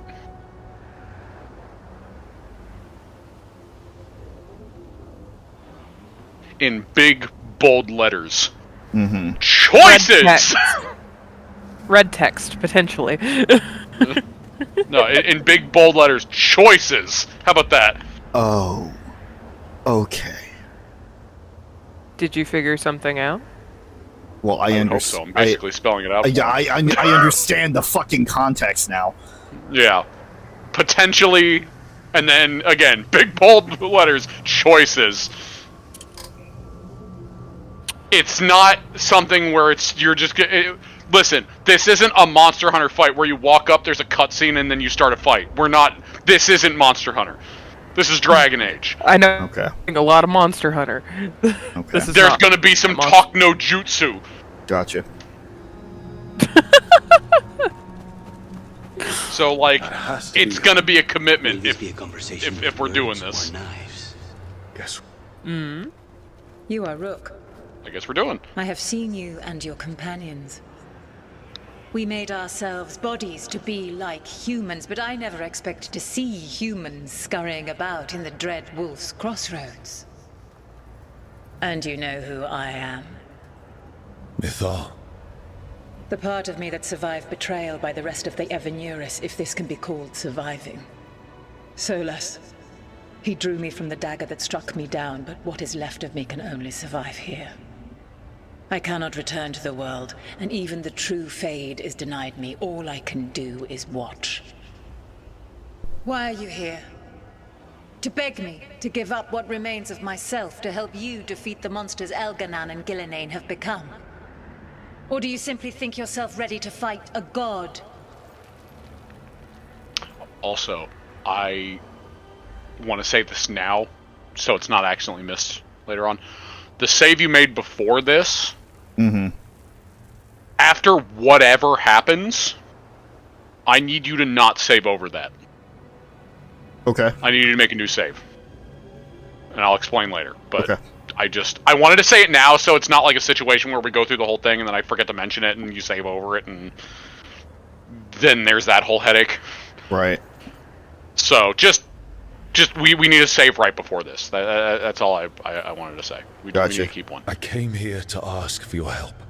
Nope. The gods I can already tell by the fucking wording. You dare explain to me what they are doing? You are 1,000 years from knowing the proper words. We saw Solas's memories, his regrets. You saw the recollection he cultivated like a tree, twisting to catch the sun. You wish for my help? Convince me. Okay, alright. Make your case. Here we go. And I will yield my essence willingly to help you against Elganon and Gillenane. Fail, and I shall kill you for wasting my time, or you will kill me and obtain my essence in doing so. A harder-edged, simpler version. It has been centuries since a petitioner stood before me, so why should I help you? I fucking hate this, because BioWare choices! That's true. Also, hey Rob, welcome to a real-life you persuasion roll of you picking these instead of just, I hope I have a high enough stat for this. Oh, son of a bitch. Alright, be persuasive, motherfucker. Okay, fine. I am worthy of your help. That is for me to judge. I am fighting to protect this world. Any petty tyrant can fight those who come to their land and claim to be protecting their people. I have seen rulers, human as you are, the mages of Tevinter, following in the Elven Empire's footsteps. They build nothing that does not serve them. Why should I believe you are any better? What is a protector to you?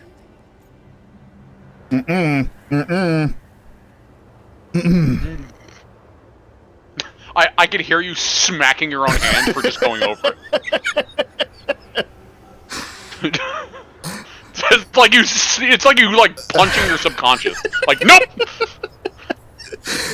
A protector is someone who kills monsters so that the innocent are safe. That is a child's fantasy of what a true protector should be. It's not fantasy when those monsters are literally marching toward innocent people as we speak.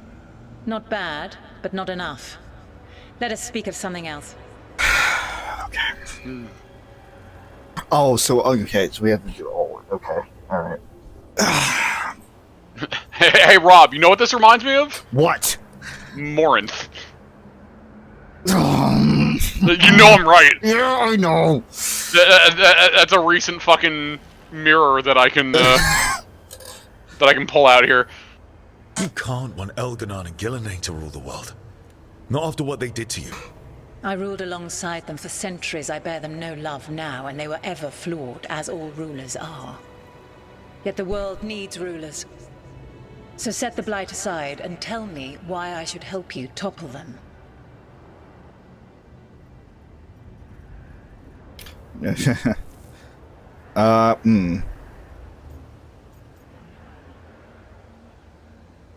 Oh, I'm only remembering the second half. What the fuck is the first Ladies half? and gentlemen, you can hear the stress of choices weighing upon Rob's soul. I know for a fact that bottom answer is wrong, but what the fuck? No pity. What the fuck is? All right.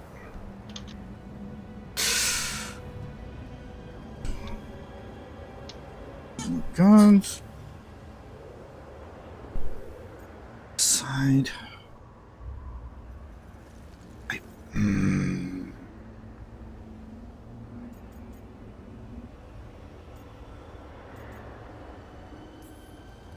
How am I supposed to just set the Blight aside? By making an argument not related to it, as I asked you to. The Blight is a core part of who they are. And I don't think you're in favor of it. If you wish to prove your worth, you must do better than that. Okay, well... If I don't stop the gods, the whole world will be corrupted by the Blight. That is why you must succeed, so tell me why I must help you. We know the truth about the Blight. We know it came from the imprisoned dreams of the Titans after you and Solas defeated them. And? Can hear Rob sweating. That's bold. You know what? And the blight only happened because of what you did. You need to fix your mistake. My mistake? I saved lives and ended a war, you petulant child. Your words are weak. Yep. Prove your worth or die. You went a bit too hard into it. Yeah, I know. Oh, big fucking surprise, it's a dragon. I could have told you that by the arena. Also, look at what dragon it is. Huh? Look at what dragon it is. Everyone get ready. Right. Of course, she's a big dragon. Of course she is. It's the same one that we fought in fucking Inquisition, right? No. No. No, this is the Mythal dragon. This is the Origins dragon. If you fight her in Origins, which I think we did. Pretty sure Cadus fought Plymouth. Cadus did fight Plymouth, yes. Yeah. God damn it. Welcome to modern Plymouth boss fight. Fucking She's so pretty. She's so pretty. Ow, fuck off. I also appreciate that her horns are like reminiscent of her crown. Yeah, we're not playing Monster Hunter. Guess what? This is my fucking Monster Hunter experience. No. Funny enough, I was literally about to say it's like, yeah, it's feeling a bit Monster Hunter-y right now. Hey, I was saying in the structure of the way to the fight, it wasn't just going to be cutscene then fight. I said there was going to be a conversation between them. Now it's Monster Hunter. Fuck you. Oh man, Mythal, get some dental. Hey, PJ. Wait, hold that thought, bro. Oh, you knocked her out. You are a hammer player. This is Monster Hunter. Oh, I can't use it. Yeah, of course not. Rowan, are you bad-mouthing him in chat? no. Rowan? Just because he can't see it.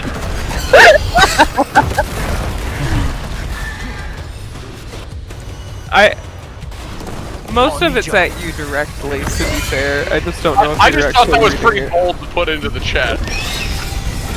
Because he can't see it! It's still in the chat! Got him in position. I mean, it's fine. I can remove it. I mean, it's fine. We'll probably talk about it anyway. Depending on how the fight goes. We'll bring it up if he doesn't just fucking explode here.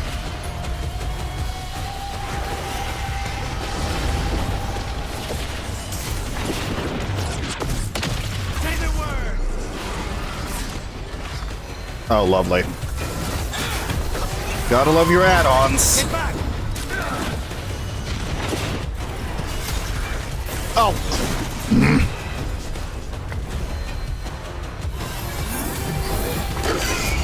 We good? Gonna get back to... Alright.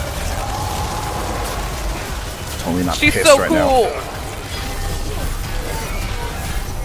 Bonk, bonk, bonk, bonk, bonk, bonk. Well, at least if you beat this boss, we'll know that you're pretty damn prepared for the other one we talked about.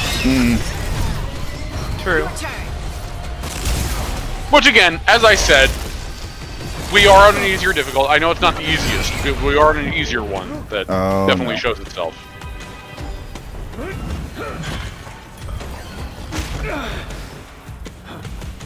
We're kind of looking the wrong way right now. I'm aware.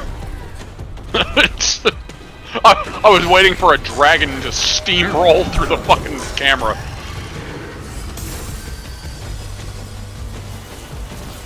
It's fine, they got her distracted.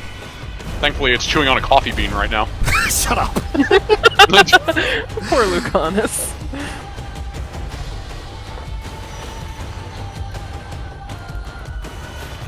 I have no fucking...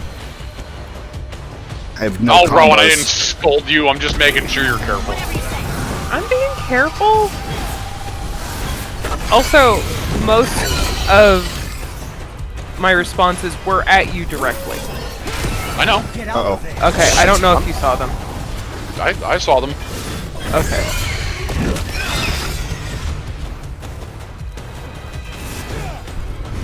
I'm just also focused on the stream, and Yeah, when I'm talking, I can't respond to you. that's fine. I didn't Harding know if can't you saw follow them up. or not because No, I know. sometimes you know.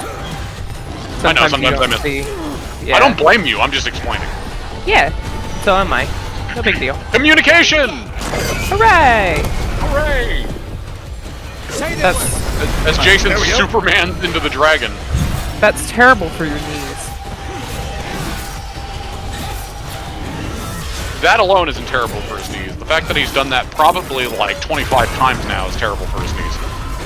Bleeding, yes. That's the wrong button, Yes. fuck off. Yes. Both of them heal. And then you got nipped.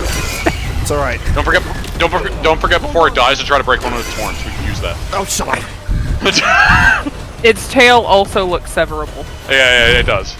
I have a hammer. Also, if you can manage to break the wings, like that's also like just, you know. This is not my responsibility. I'm a fucking dual blade player. You need to make a Jason loadout. Ugh.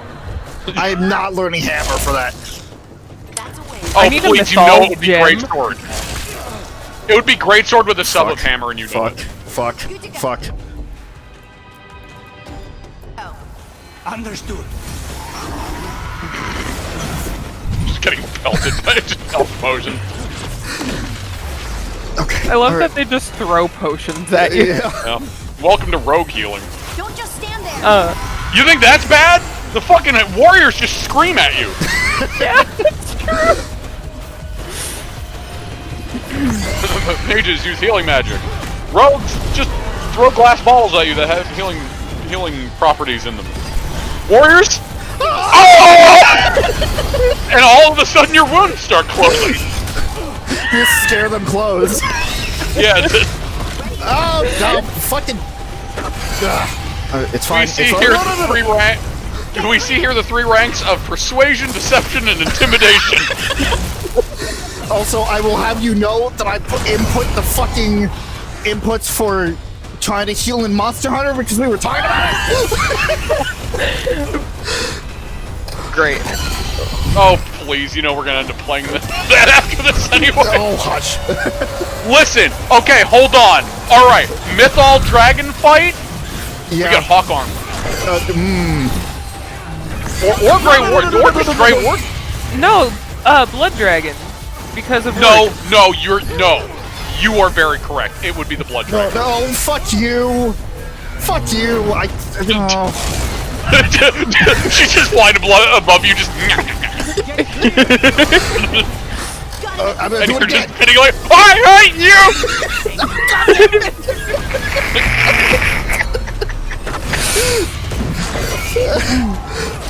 Oh, no. Fuck you, get set on fire. Yes, set the dragon on fire. I just did.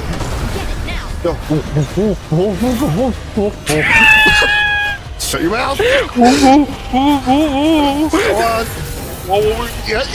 Yes. Oh, come on.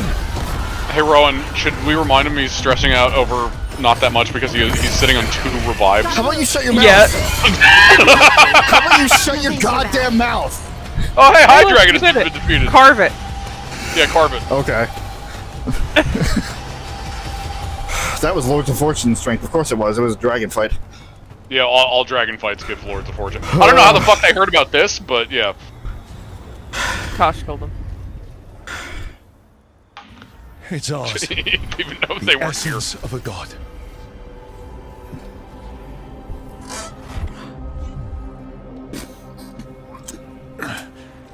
It burns just being near it. But this is the power we need to finish this. Morrigan seemed to think we know how. Do we know how? I think the moment is coming. When we can turn the tide, we'll know. getting to that, Rowan. The team defeated the proud and angry fragment of Mythal that met them in battle. They now have a magical keepsake, the kernel of her essence, which may be used in a future fight. Alright, so you're done with that quest. I'm going to give you a choice, Rob. Dear old Rob. So, in any other circumstance, I would not be giving you this choice. I would just be like, play it where it lies. But I'm going to give you the choice of playing it where it lies or not. Now, if you convince Mythal, which it obviously is possible, which, as Rowan lovingly put in the chat, every single response that you gave was incorrect. Fun fact. Or at least based off the guide that Rowan has shared with me, assuming that is the only way to do it. So here's your choice. If you convince Mythal, you still pretty much get the similar outcome. Not fighting, obviously you don't have to fight the dragon, but you get the statue, yada yada yada. But you get one thing extra if you convince. And this is an item. This is an item that you get. Now, I'm giving you a choice. I was originally going to make it so that you didn't get the choice, and I would just make you do it, because it would be obvious. But this is an item that you aren't necessarily going to use. You would use it, but it is an item. It is a weapon, in fact. It is a weapon that is of a blade-like nature, right? You still with me, Rob? Uh-huh. Now, we could in fact say that the blade is made up of various colors. It's the rainbow sword, isn't it? You may have been able to get a rainbow sword. Now, here's the thing, though. Obviously, that sounds like something that you absolutely need, right? It's a really good sword. It is a very good sword, but it's one-handed. Yeah. It's really good, though. Originally, I wasn't going to give you the choice, and I was just going to make you do that. But then I really thought about it. It's like, I'm going to give you the choice story-wise, whether you're going to go back and do it, because you don't use one-handed. Now, that would be an amazing reference, because that is one of the biggest referential items that we've ever had come out of the entirety of our game series. Which, if anybody doesn't know who I'm talking about, watch back our Origins series, as Cadus manages to get what we call the Rainbow Sword. Yep. It is called the Butterfly Sword. We call it the Rainbow Sword, for reasons that will be insanely apparent. But I digress. You are able to get, I think it's called, was it literally called, like, Mythal's Favor or something? I think. There is a variation of it for every class. And it's always a blade. Mythal's Essence. Mythal's Essence? No, that's what that is. Hold on. I was going to say, that didn't sound right. It also might be different. It is Mythal's Favor. Okay, I did remember that correctly. So, you get a sword that down the length of the blade, it's basically rainbow colored. It's a very good looking sword, obviously. It is a sword that, if I remember correctly, correct me if I'm wrong, Rowan, but it has 0 base damage. But it has... I'm getting to it. Okay.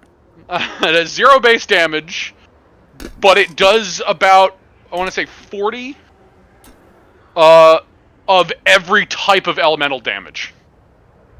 Now, mind you, it technically is 0 base damage. Yeah, each. But it does about 40. I think it was 30. 30? I thought it was 40. Yeah, I can look up the stats. I think it was 30 though. Point is, it's a little bit of every element. Which goes along with the rainbow theming. Right. Again, I give you the choice. If you want, we can reload and we can go back through and we can convince her and you can get it. I will leave that choice to you. As much as I would love the reference, as much as it would be extremely appropriate considering the entirety of the time with the Rainbow Sword. As you said, I would never use it. So the only reference we would have would just be looking at it and you know, it's like, okay, yeah, we have it. Congratulations. Back to the hammer, right? Right. Yeah, because you don't use the sword and shield at all, it made me think, like, maybe... Because technically there is a slight other alteration, whether you convince her or have to fight her, that obviously I won't get into yet. That also made me debate, because, like, if it was literally just the sword, and that was the only change, then I'd be like, just fuck it, go back and get it just for fun, you know? Didn't mean to equip that, even though it's very good. What we can do is we can go back and what did I even have on before? There's I can look back if you need me to. No, I got it. You got it. What we can do is save here. We can go back. We can take a look at it so we can have it documented on screen. That's true. And then switch back over to this file because this is canon. Like, right. The other would be cheating. It would just be like, okay, let's go and see like a cool little reference here. Right. So that's where my opinion lies. Okay, we can do that. I'm okay with that. I'm assuming you're just going to tell me what to say. Oh. Yeah. Also, no, it's fine. Never mind. Yeah, we can do that. I looked at the saves. There was a time difference.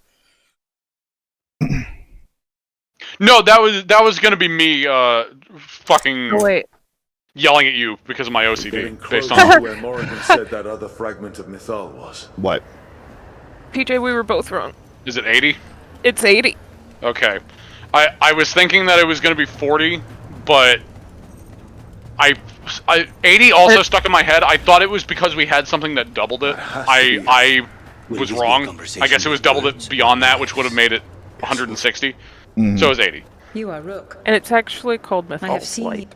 we made Mythal's ourselves Light, that's what bodies. it is. That makes a lot more sense. Yeah. I think Mythal's Favor was something else. It's in the chest. It has been. What?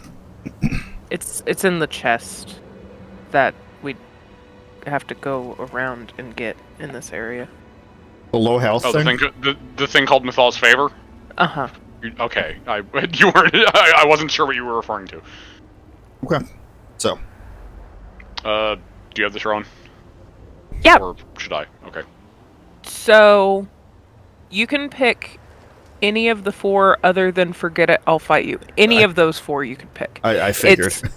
It's the option after that is the... Anyway. Right. I am worthy. It's Morinth. Building a safe place. It's making a place that's safe for everyone. That means defending against danger. But it also means building a strong community that works together for the common good. And what have you built? Look at my team. We're not just hired blades. We started as strangers and grew together into a family. Not bad, but not enough. Let us speak of something else. Okay. Yet the world needs rulers. So set the blight aside and tell... They wronged you. What they did to you was wrong. And you care so deeply for the injustice done to me thousands of years ago. You deserve justice. And they deserve to be punished for misusing their power and killing you when you tried to check them. If you wish to prove your worth, you must do better than that. We haven't been through this dialogue tree yet anyway. Solas is helping me. Solas is using you. Besides, why should I esteem the Dreadwolf's approbation? He rebelled against me. But the two of you stay close. Until he killed the tattered fragment of me who hid inside the human swamp witch and wept. He keeps me here, yet has not visited since waking from his slumber. Tell me this. What should I have done when Solas turned against me after all we had been to one another? Respected him. Maybe you should have listened when he warned you about staying on as rulers after the war. Are you saying I was wrong? You asked me what you should have done. I can't prove my worth by lying to you. Solas didn't want to manifest a physical body or destroy the Titans. He did things he hated because he cared about you. Supporting you and Elganon becoming rulers was the one line he wouldn't cross. If someone who followed you everywhere refused to follow you there, what does that say? Your arguments are compelling. I find you worthy, Rook. I have spent thousands of years watching. I shall miss that. But if what I am can protect the innocent and smite the guilty, this is what remains of me. I give it to you freely. Use it to protect this world with kindness when possible and cunning when necessary. I will. Thank you. I offer one further boon. I cannot enter the physical world or the pure Fade, but in this place, I still carry some power. Evil has intruded here. The Blight, seeded by Elganon and Gillenane. Find it, and when you meet your greatest challenge, I will fly one last time. Oh, so you just get her as a companion for... Okay. The essence of a god. Like a piece of the sun. I've never felt something so... alive. A great prize. But how do we use it? The god knows her moment. At least her essence does. When the time comes, we'll be ready. We did it. Also, the answer for "we must stop the Blight," just so that we have it on record, is the one you said it possibly could not be, was you stood against the Blight. Or you stood against it. That was well, the then correct I answer don't to that know one. if I'm the one that was in the wrong mindset, or if the fucking answer, like the... No, that one was hard. I did a very similar thing as you did the first time I went through it. No, but you said all of that them. Was different. You said all of the ones that Yeah. I picked All the were ones wrong. you picked were incorrect. But again, when I first went through it, I went through a very similar thing. So it's just worded strange, I believe. Classic fucking BioWare wording options. A fragment of Mythal was found the team worthy of her power and willingly surrendered her essence. That power now rests safely with the team, ready for when they find a way to use it or stop Elganon and Gillenane, or any other god who might strike. She was willing to talk after all. Not sure what we do with it just yet, but if Morrigan's telling the truth, it'll come in handy at some point. Too bad that's not canon. See, that's the thing, Pooja. Pooja said, I thought giving her sympathy would have pissed her off. The sympathy doesn't. Pity does. There is a difference. You can be sympathetic without pitying her.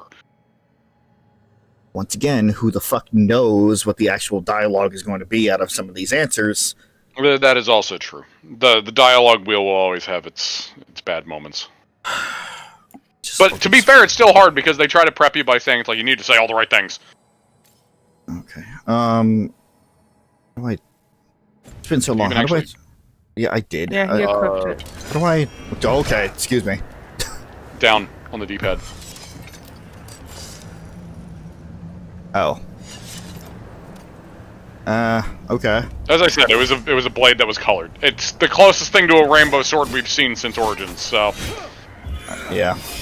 It's not the light-emitting rainbows that we know from the butterfly sword. It's still really cool. Yeah.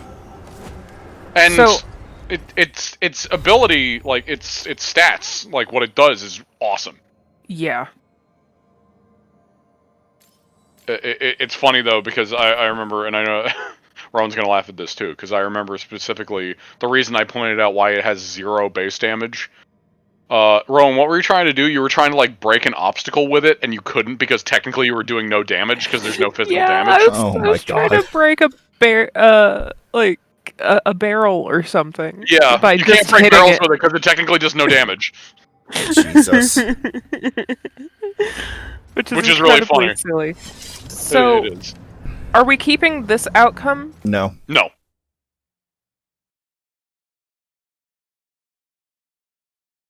Where's the confusion? Hold on, I'm gonna get yelled at via text, I'm sure. Not like a negative way, just like I said outright that we were just going to look at it. Okay. Because of my internet, was I said missed it. beforehand. Gotcha. Which, I mean, I'm completely down for that, because, you know, leaving it where it lies is kind of something we try to do in this series. Ignore, like, what was it, 17.5? We don't talk about 17.5. That's because we had something planned, and that would have been... listen, that would have created fucking shockwaves. Yeah. And I know part of that was born from my own, like, selfishness of wanting to see that specific outcome, but you also see how rare that is, so it's like, that's a cool thing that I wouldn't think a lot of people would see, or, you know, it's different. Right. But still. Okay, so we reloaded? I missed if you reloaded. Yeah, we reloaded. Yeah, reloaded.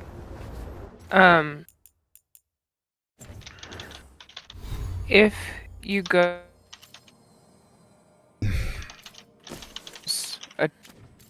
Yep.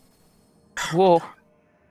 Oh my god. Try Remember that the chest I said that you couldn't get to yet? Yeah, that I already got. Oh, did you? Okay. Yeah. Yeah, that's not a bad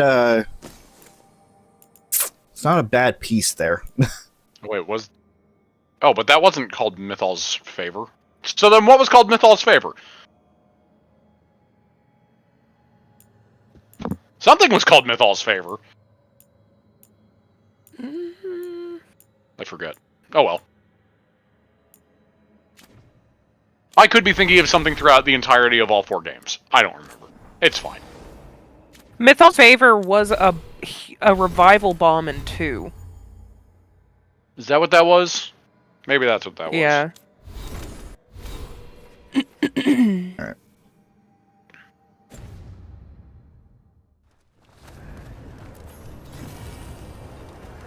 So I beat her. I mean, you sure did.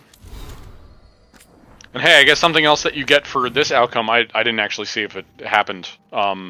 Did you get the Lords of Fortune fame that we second talked about time it. or? Wait. Oh, the second time, no. Where we just Okay. So it? I guess technically you got that as an alternative benefit, extra Lord of Fortune. Yep. Favor. That's nice. Yep. I guess we can. Guess we do have the ability to. Huh? Oh, I was gonna say. So I guess we're done. Yeah. To be fair, we did a lot this stream. I know. Let me be disappointed. I don't know why you would be. I mean, there was a lot, and God knows we're going to talk about it after the stream too. You know, before we throw ourselves at something in Monster Hunter.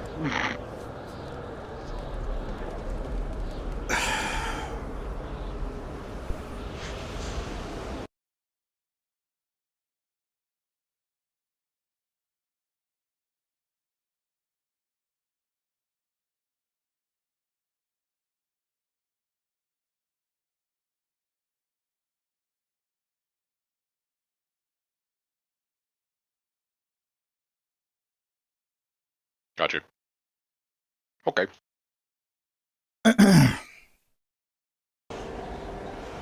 Start off next time by taking on whatever the fuck is in the necropolis, since clearly, I mean, by what you said, if I could take down Mythal's dragon, I'll be more than prepared to take down whatever's here, because it should be like level 40, right? Sorry, say that again? Oh, the 40? Yeah. Yeah. we can start off with that next time, and then I guess go back to main story, like we planned before we got the statuette last time.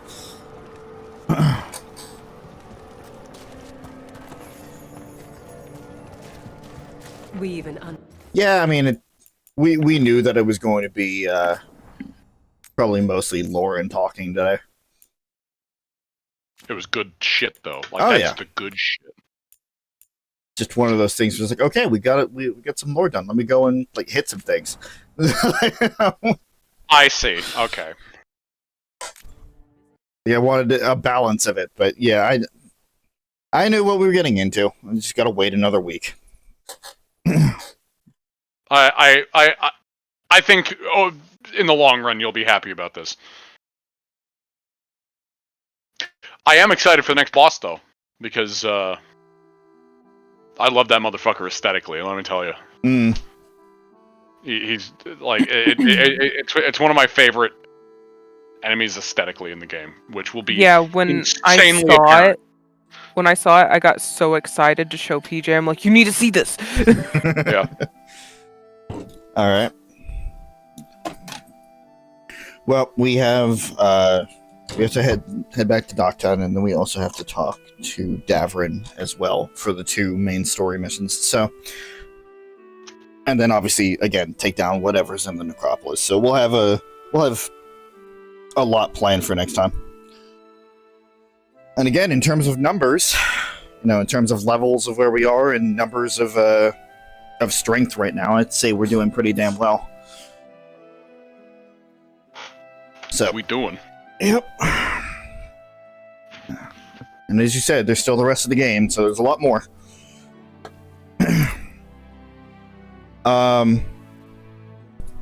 Okay, so rest of the week. Tomorrow, I'm going to be back over on the Twitch channel. Probably doing some more. I will be doing some more Final Fantasy VII Remake.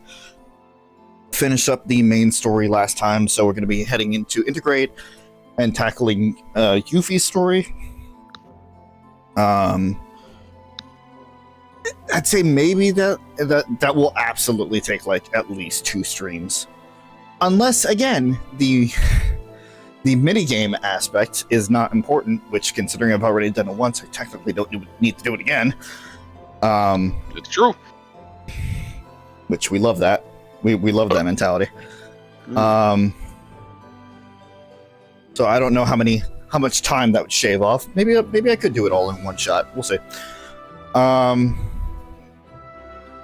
Thursday, Rowan and I are going to be doing kind of a double feature over on Twitch, finishing up DMC 1 and starting DMC 2. Just because we're so close. Oh boy. Listen, we have like 4 chapters left, and it's not going to take that long. Going through the end of 1 and having to go through 2? Man, you're not going to be happy next stream. I wasn't happy last stream either. I just remember how you felt against the boss fight of 1, and then also the whole thing of just, 2 just being 2. Yeah, but it's just going to be gone. Like, it's going to be gone forever. I mean, listen. If you look at the entirety of DMC, is it not always just gun forever? With occasionally a hat that is also a gun. We're not fucking using Faust, all right? I'd be surprised if you did. All right. Fine then. Every now and again, it's a motorcycle for some reason. Better, I guess. Not by much. I would think anything would be better than Faust. Faust literally drains your red orbs. Mm-hmm. I remember that. I haven't even played the game, and I'm like, I don't want to use that. But yeah, that'll be over on Twitch. Friday, we are going to be back over on Chris's channel, doing some more Phoenix Wright. We are currently on case 4 right now.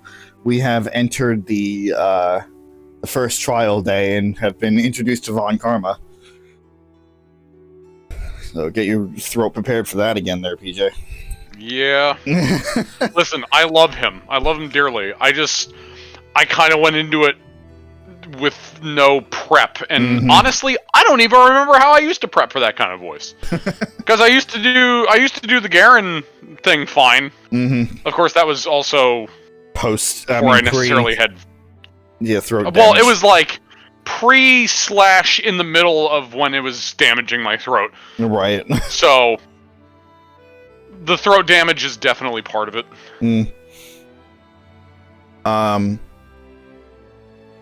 But yeah, that'll be on Friday. Speaking of. On Saturday, we'll be back over on my YouTube channel, doing some more Fire Emblem 3 Houses. We are about to go to Ramire Village and try to figure out what's going on there. Once again, this is our second thing of White Clouds, so we know exactly what's happening. But it's gonna be different dialogue because it's a different class. So it's true. And I'm going to have to remember to really position myself because I need to face the Death Knight again. Spoilers, Death Knight's coming back on Saturday. Boy, oh boy, oh boy. Because I need that third Dark Seal. It's true. For me. For you, why do you need a third one? No, I don't need a third one. What am I doing? Yeah, I was kind of confused about that. Yeah, because we're going right into Dark Knight afterwards. Never mind. I guess we could theoretically throw it at Hubert. I mean, there's think not about gonna it. be enough time. Well, technically there will be, especially if, we have a knowledge gem now. Just Plus, that motherfucker having Poison Strike makes too much goddamn sense. Tell me I'm wrong. We would need 2 more for that, though. No, second one's Life Taker, remember? You only need the first one. Yep, right. Don't worry, I gotcha. I memorized this shit. I know. I dealt with so much of it. Anyway, Saturday, more Fire Emblem 3 Houses, specifically the Crimson Flower route. Our class is coming together. they're getting there. It sure is. Sunday is nothing because rehearsal. Monday is nothing because we are taking a hiatus from Monday streams for a bit. And next Tuesday, gonna be more Veilguard. It'll be great. Woo. Yeah, that's really all I got. I don't know anything else for Chris. I guess maybe... I think he's streaming with Joe this week. More Valkyria Chronicles. At least I think it's slated for this week. And that's tomorrow. Over on the Twitch channel. And then Thursday, providing that you guys don't call it off, I'm assuming you're going to be doing some more Payday. I assume. I called it off last time just because I didn't feel like streaming because I just wasn't in a streamy mindset. But, I mean, as of right now, I feel fine to do so. How much more Payday we probably have in us, because if we want to keep doing new levels, I mean, there's only so many levels. Unless we start backtracking. Which I know Chris probably isn't a fan of. I don't mind. I know Nick doesn't mind, but I don't want to drag Chris through something that he doesn't want to do because... Well, we know what happens when that happens. And then we don't have a Chris anymore. Yeah, so got to kind of figure that out. Right. And then Friday for Phoenix Wright, Saturday with me on 3 Houses. Yeah, that's really Oh, that's right. It's going to be a double feature. He is streaming tomorrow. In the evening with Joe for more Valkyria Chronicles. In the morning with Smiley, he is going to be streaming the Nintendo Direct for the Switch 2. Ah, yes. I almost forgot about that already. I also almost forgot about that. Also, preemptively, happy birthday there, Chris. Too. So, yeah. I completely forgot about that. I don't necessarily care, because unless they release a fucking launch title with it that I care about, I don't necessarily care about the hardware showcase. But I mean, who knows? Could surprise me. All I know is that I'm not going to be getting up early to watch it. Yeah, I don't plan on getting up early to watch it either. I will watch it just when I wake up. I wake up. So yeah, that. Yeah, I guess that was important, and that's also going to be over on the Twitch channel as well. Is all I know about from him. Constantly saying that he needs to release videos and do projects and shit, but you know. We all do. Speaking of, hey PJ. Hey, it's my turn. Yeah, I need to get streams out and some shit. What are you streaming? I'm glad you asked, Rob. I stream Inquisition. I haven't for about a month now. Actually, no, I think it's a little less than a month. I think. It's a little more than a month, wasn't it? Like mid-February? Right before Monster Hunter came out? Oh yeah, I guess it would have been... Sorry, I was going based off of... I read something earlier today. Oh, no, I know what happened. I was looking at analytics earlier, and it said something that happened early March, and just my brain flipped that. So no, gotcha. It is over a month at this point. It's been like a month and a half. It wasn't a month and a half. It was the last week of February. It wasn't a month and a half. Was it right before Monster Hunter? Was it that same week?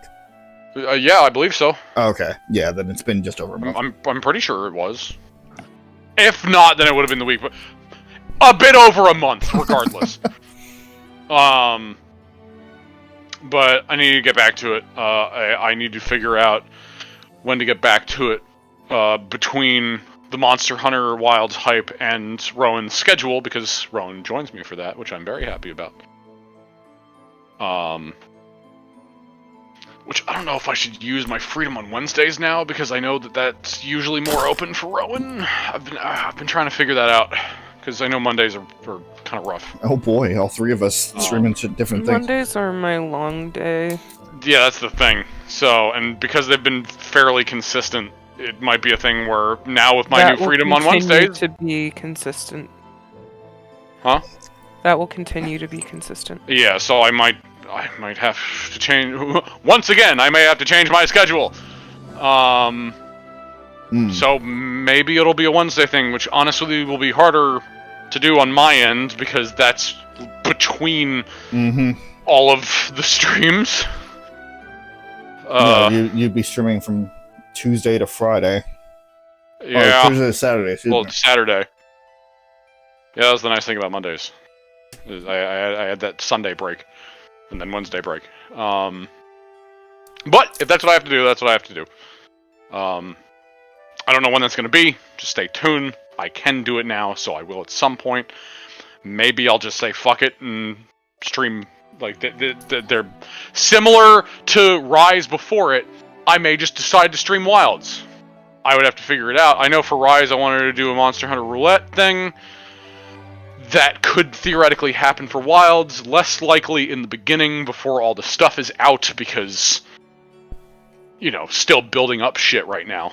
So, I don't know if it would be a situation where I'm hunting stuff with whoever I'm with, or if I'm hunting for myself, or I don't know what I'd do, but it would be Wilds.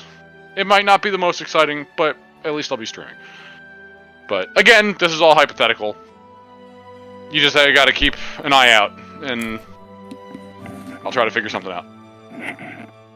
That's it for me. And Rowan. I am working on stuff in the background. You know where to find me.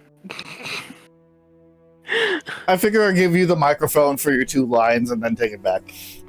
Yeah. That's all from us today. If you don't care about anything else, we will be here next Tuesday for some more Dragon Age Veilguard. We'll be getting back to the action after so much lore dump. And yeah, that's about it. So thank you guys for watching, and we will see you guys later. Good night, everybody.